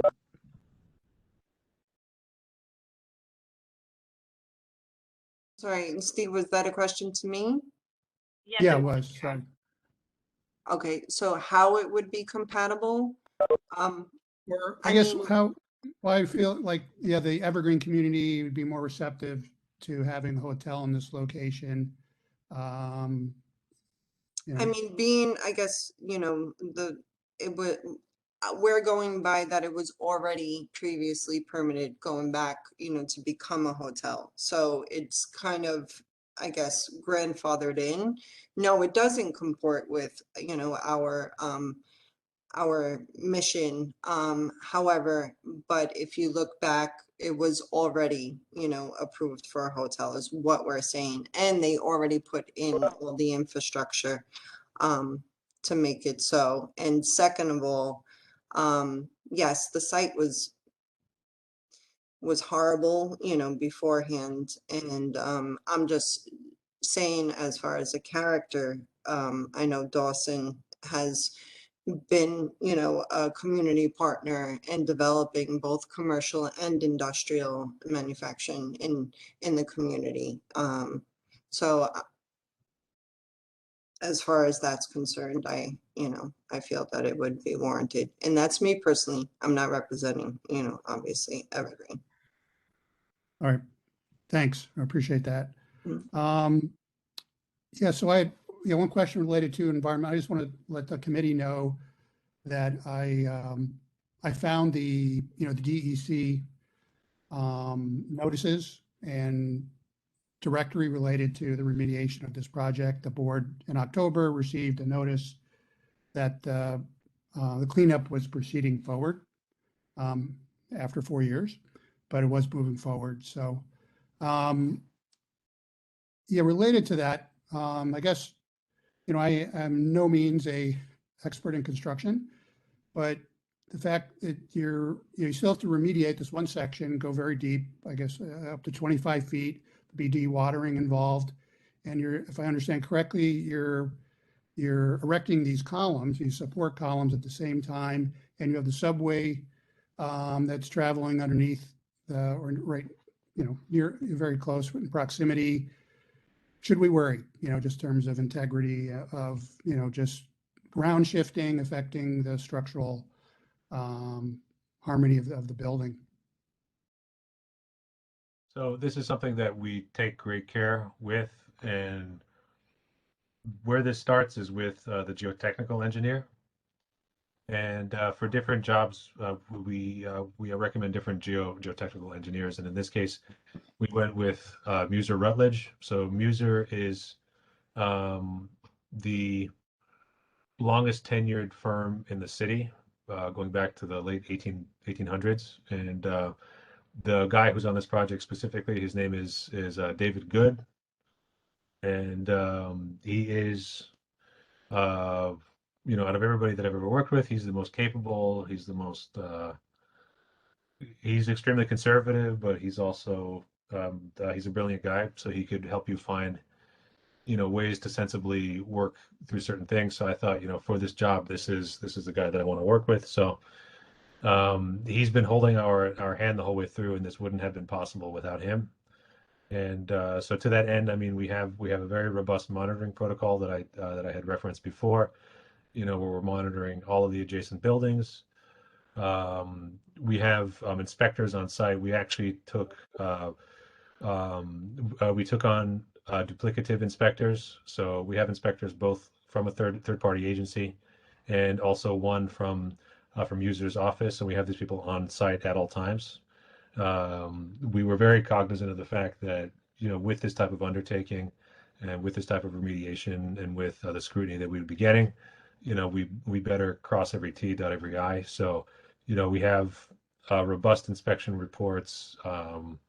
Like I said, there's a lot of duplication here, but we just had to make sure that, we were covering ourselves. So we are very, very confident that, that we've taken every care and every precaution, and, we will continue to do so, because I think ultimately Dawson wants to open this thing up sooner rather than later, which means that if we're, to operate with some modicum of pace, you have to exponentially increase the amount of oversight and of safety, So that's our goal here. This has been kind of it's been a festering spot in the neighborhood, for as long as I've known it. And What are you going to build over the area that's being remediated now?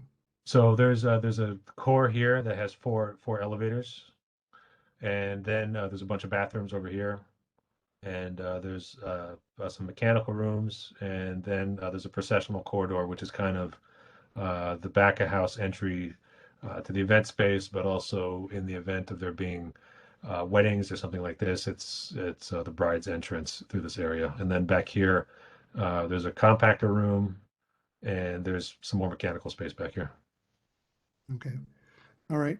Thank you for that. Just shifting over to the I guess, the social economic impact potentially here. Like, who do you anticipate, like what clientele that this hotel will serve? Will be like the business community in the neighborhood, tourism, or, no other potential constituency? I can speak on that a little. I think we anticipate a mix of clientele at this property. I think there's a lot of local businesses that would have that would be clients of the hotel. I think there'd be a lot of tourism as well, people visiting the city, needing a place to stay, proximity to the L train in the city. So it's a mixture, and we have also a mixture of room sizes. We have some very small rooms. We're cognizant about budget travelers, and we want to make sure that they can come to the city and enjoy the city and afford a trip to the city. And then we also have a few more large rooms for families, and also for some of the businesses that are growing in the area. Netflix recently opened a studio a few blocks down. So we feel there'll be some business from them. And there's a number of other event venues in the area that we think will bring traffic to the hotel as well. And one thing that we're very cognizant of, because we have a number of other tenants in other projects in this vicinity, restaurants, some wineries, a number of other operating businesses, record store. This will help bring traffic to Bushwick, bring tourism to Bushwick, which supports a lot of small businesses and jobs. So we think this hotel can be a catalyst to bring more people to the area to come see, the artisans in the area, and to see the small businesses, the restaurants, a lot of things that will help support local small businesses in this area. Yeah, I guess, that, I see, the worry, and it was expressed at the full board meeting in your presentation, is just the proximity to, the neighborhoods that are nearby, multi-generational families have been here. So I guess, worrying and spurring this new economic growth through entertainment and tourism, it's spurring, just more displacement. And then with that entertainment, I live in Greenpoint, and the neighbors are in a constant battle to, have some peace of mind with just, Greenpoint's become an entertainment district. Just there's like 4 or 5 bars almost every block, and there's constant stream of tourism. And yeah, that's a nice, nice revenue flow, but just where, just said it brings a lot of, almost as many problems as it does with the revenue it brings to the neighborhood. So, well, I would just say, I think here we're not displacing any housing. We're not taking any removing housing units to replace it with luxury residential. I think a lot of the traffic that would come would help support businesses in the area that employ local residents. We have many local residents that work with us, that work for us, that I don't see a project like this in any way hurting them, you know. And even second order displacement, I think over here, like it's not so much of a concern just because we're quite distant from the residential areas. From this neighborhood, we're probably 4 or 5 blocks within the closest residential area radius wise. It's more like Dawson is saying in support of this stuff, which is already there. Like there's all of the F&B all up and down Wyckoff. There's stuff that's going further east, and then to the north, it's basically manufacturing and spaces like that. And there's a very well established entertainment district there now that this would be basically synergistically tying into. All right, thank you. That's enough of me. Thank you, Steve. Chair? Yes, I had to unmute myself. Yes, please. Are we voting on this today? Yes, we are. Did you have any questions you wanted to ask? No, I just support it, because I support the project because it started way back, and I think it's whatever the case is now. It's just that we should approve it because that's my mind on this. So, is there any other question? I don't want to make a motion if any no other questions. Okay, let's see if we have anybody else who wants to ask any questions. I see Katie Naplatowski. I don't know if your hand is up for this or from the prior application. It's up for this. Okay. So as I understand, the reason why there's been a limit put on hotels is because in the past that the hotels were out of context with the rest of the area, size-wise and other ways. So I'm wondering, what is the size of this in comparison to the buildings next door to it? Do you have a photo that shows that? Yeah, we do. I mean, I can kind of answer some of that though. I think this special permit is, more about making sure. Well, it's two things. I mean, and I'm sure that we all know both of these things. One is that, it makes sense if there's union labor compelled in other parts of the city that, that it would be, distributed throughout the boroughs. But also there's a lot, there's a lot of push from people that own hotels already, that were really taken out by these outer borough hotels in the past 15 years that, needed to kind of level the playing field. So there's a lot of support from guys in Times Square and on the west side, with this to kind of push this through. So in the end, it's a good thing probably, but it's not so straightforward as to why this thing exists, And that being said, to answer your question, let me show you pictures. This is the building that's next door. It's about, let's say 25 to 30 feet high, and we'll be going up another 70 feet over here. So there's no real risk of shadowing for most of the day because of the angle of the site. Across the way, we have 50 to 60 foot tall manufacturing buildings. You can see over here, this is about 60 feet tall here. This one's about 50 feet tall, 4 stories, 50 feet. And what else can we show you? This is the one again that's next door. So this is about 25 feet. You don't have a photo, you don't have a rendering of the finished building in relation to the rest of the block? Yeah, well, look, so we have this one, but this is a previous design. This isn't the most recent design. So take it with a big grain of salt. And you're 105 feet? 105 feet, yeah. Right. So this is, the base that we're going to be keeping is going to be roughly in line with that existing building height. With a new design, it's maybe 10 feet higher. Oops. So let's say it goes up to about here.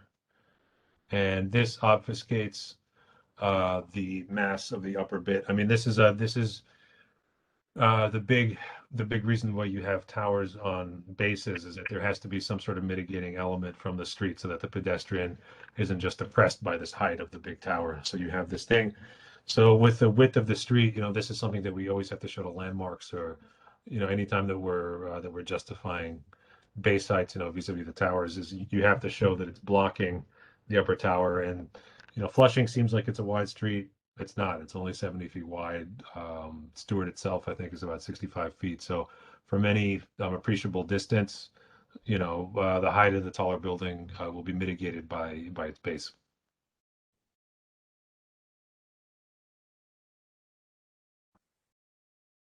Yeah, I drove down there the other day. This is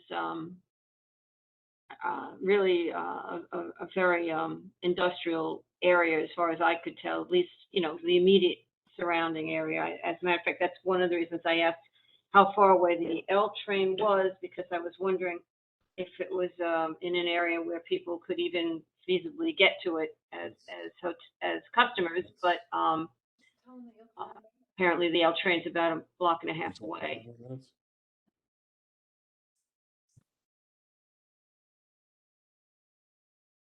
Any Can other? I ask you a question? You gave percentages for the excavation complete, the remediation complete, and the foundation walls complete. What percentage of the superstructure is complete?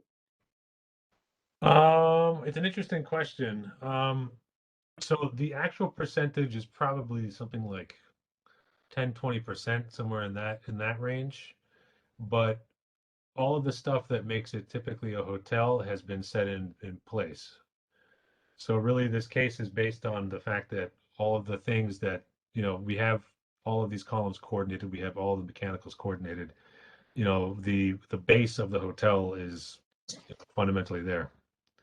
If I could just add to that, for purposes of the BSA filing, we have estimated that we have approximately $6 million in expenditures we can document on a $36 million budget. So that's 17% of the total costs expended. We're also identifying 25% of the total construction, which includes that superstructure and all the excavation and foundation work that we described earlier. The third point is whether there was a substantial loss to the applicant, and we're estimating that at closer to $8 million in losses because of the unique structural elements of the elements that have already been constructed and how they would not be able to be reused for another as of right building. When you say that substantial construction has taken place, you're also saying only 25% of the total construction. I know that there are all these other parts, but in essence, only 25% of the total construction is completed at this point. That's right. The term substantial construction, it might not mean what you would naturally think it means, but pursuant to decisions that have been provided by courts across New York State, anything above 5% has been identified previously as substantial construction. Okay. So. I will add, in my experience in prior applications like this, it's almost always been related to how much of the foundation was completed. So I would agree with what he's saying. So you're saying that you would, if you were not given, if this were not approved, you would suffer a loss of $8 million? Is that what you're saying? Correct. I'm just throwing, I feel like that because they were halfway there, that I think that there is good reason to go forward. I would only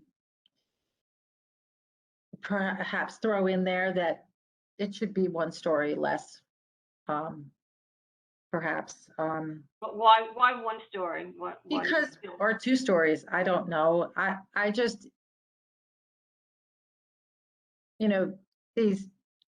there's a way that these buildings stick out like a sore thumb and just are jarring in their immensity compared to the rest of the neighborhood. And they're kind of like you know, a huge elephant in the landscape. And I respond very much to aesthetic things like that. And perhaps other people do too.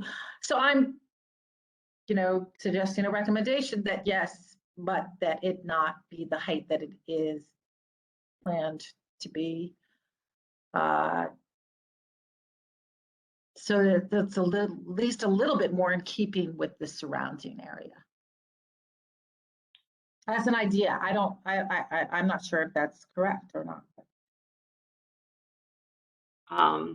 Does the developer have any response to that? Well, I don't think we're going to voluntarily, you know, shave a couple of stories off the building, but in the context of the approval, which I think is where your recommendation is made, our approval is just to continue with the permits that we have. It's not a negotiation with the BSA or, you know, with the local council member or anything. It's just to continue on building what we've already invested in and to finish the job that's already been approved. So while, you know, people may have different ideas about what would be contextual here or, you know, their preference, you know, there's not really a hook there, though we certainly appreciate your comments and we'll, you know, take those, you know, into context when we're making decisions about any changes to the building, if there are such changes. Maybe can I say something as well? This is Dawson again. I've been in Bushwick now for over a decade. We have laid down roots in this neighborhood. We're not guys coming in looking to make a buck and leave. All these projects are a lot of work. We look to invest long term, and we're very interested in building buildings that add to the neighborhood, that are, you know, visually appealing, architecturally appealing, and also sort of, you know, respect sort of the original sort of fabric and architecture of the neighborhoods. We love these, you know, we love industrial buildings, old industrial buildings, loft buildings. And so I would say, while the height is, you know, is higher than some of the buildings in that area, I would say compared to a lot of the buildings that have gotten built in Brooklyn and many in Manhattan, we're very, very cognizant about, you know, it being appealing, and that it's not an eyesore, and that it's something that people will appreciate as opposed to dread looking at. So, and often it's with simple, subtle, you know, materials. We don't do flashy things. I would say the renderings you've seen, those are old renderings that we didn't do. We're just trying to give you guys a context of scale, but they're not really representative exactly of what's going to be built. So we're here for the long term, and we're really concerned about what gets built and what the neighborhood becomes. And there's a lot of examples in Brooklyn, in CB1 particularly, that we're not big fans of. And one of the things we're doing is trying to make sure that the fabric of Bushwick is maintained and remains an interesting neighborhood, and goes a different direction than some other areas of CB1 have gone.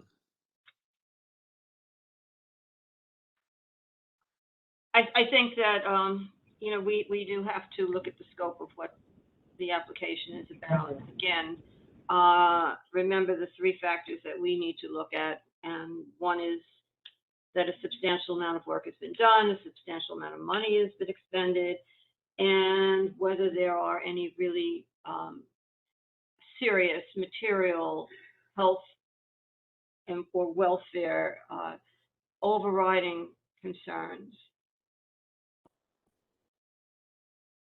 So, Not seeing any of those, can I make a motion to approve? yes, and I second it. Sarah, can we have a vote?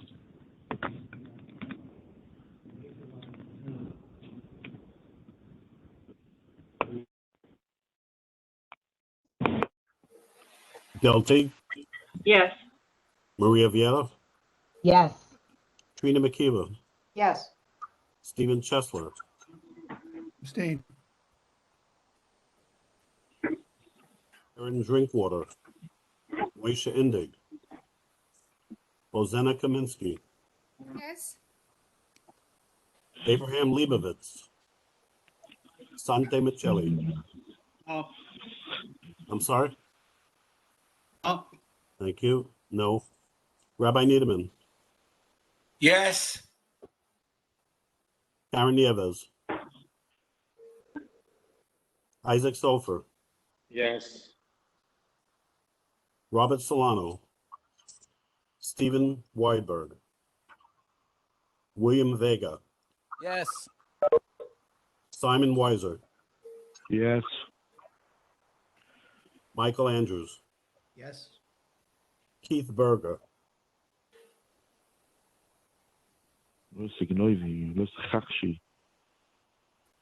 Keith Berger, Corey Canton, Yes. Michael Kowachka,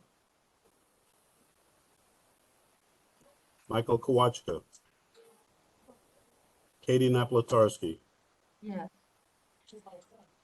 Allison Stone,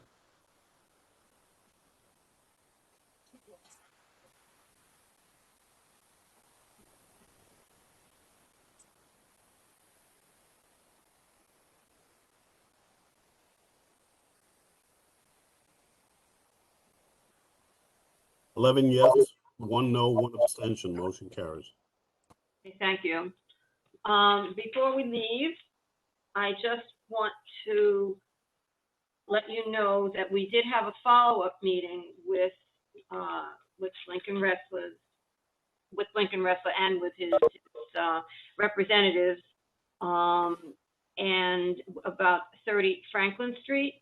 So Lincoln was there, at least I think he was there. Trina and Steve, I had a sense that Lincoln was there, that's why we had to switch over to his Zoom. Do I either don't of you think he know? was. You I don't think he was there? I could be wrong, but I didn't get the sense that he was there. Because we had to switch to Lincoln's Zoom.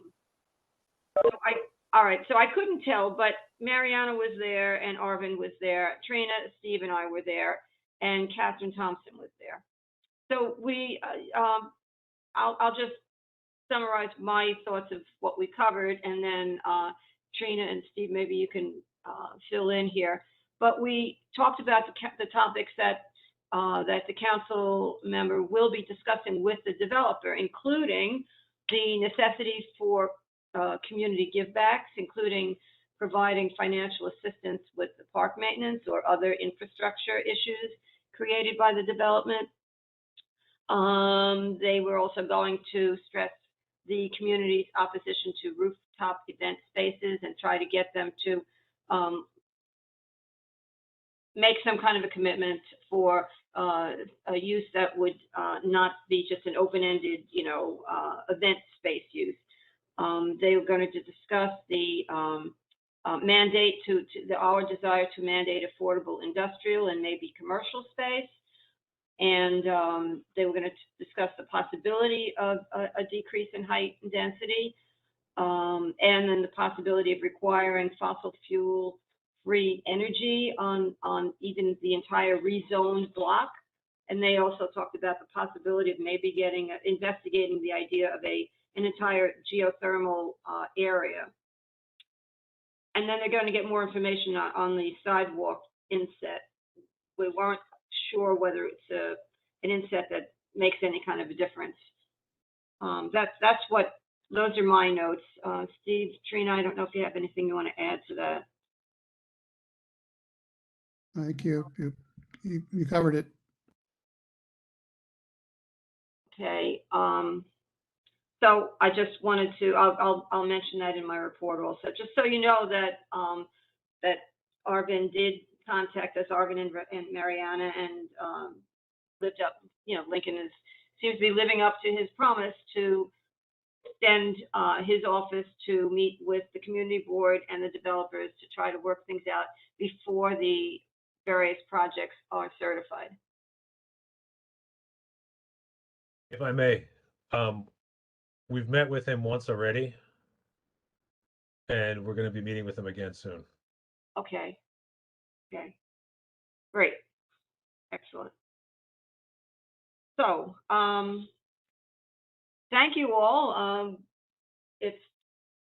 It's a little bit before 9 o'clock, so I think we accomplished quite a few things. Was there anything else anybody wanted to discuss before we stop? I just want to add, I was part of Lincoln's team on clean out the streets in Dumbo, and he restatement his support to our committee and that he's there for us, and I told him we're there for him. So it's a real commitment, and I trust Lincoln. That's the best I can say. Thank you. Okay. Okay. Del, there is it's Trina. One Go thing ahead. that we did also talk about was a general meeting with Lincoln's office about discussing how community benefits agreements could be baked into the different ULURP and special permit. Yes, projects absolutely. that come before us.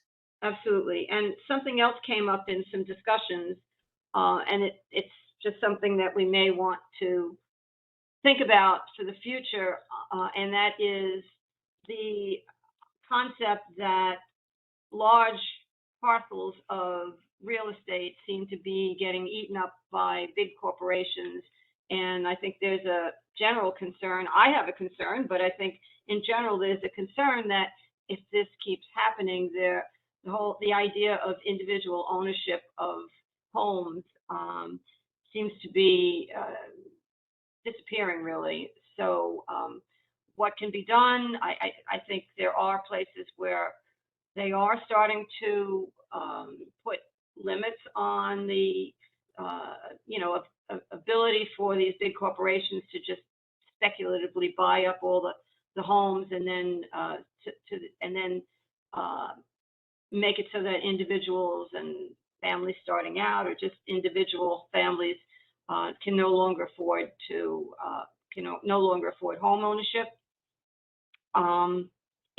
It's a discussion that I think is happening, and if everybody thinks it's worth happening, then it's a discussion that can be had. 100%. I have a 9 o'clock meeting to Stop run off sharing. to. Okay. Can we stop sharing the screen? Oh, yeah, sorry about that. 100% support to here and in Williamsburg. We got 5 houses that are being bought by corporations. So a couple of homeowners are trying to put our resources to buy a couple of these properties. So it can stay 3 stories and 2 stories instead of what we fear all the time is 12 stories. So just something is real and it's happening all part of North Brooklyn. But I got to go to our 9 o'clock meeting. I love you all. God bless you. And 100% support this effort. Bye-bye. Thanks. I would love to have that discussion and perhaps even make some sort of a declaration for what it's worth, but at least then the word could start to be spread to the whole community board and to whoever is listening whenever a declaration is made. I think it would be great to do that. So why don't we think about it? It's essentially 9 o'clock now, and we have to end. But I personally think it's a conversation that is worth having. I don't know what the answer is, but if people are interested, then I think it's something that can be brought up. It's brought up to the full board. Perhaps our housing committee wants to get involved. Whatever, but I'll put it in my report. I'll just mention it as a discussion that the board may find worth having, and we can move ahead on it. If I can, I realize it's 9 o'clock. It's Corey Canton Yeah. here.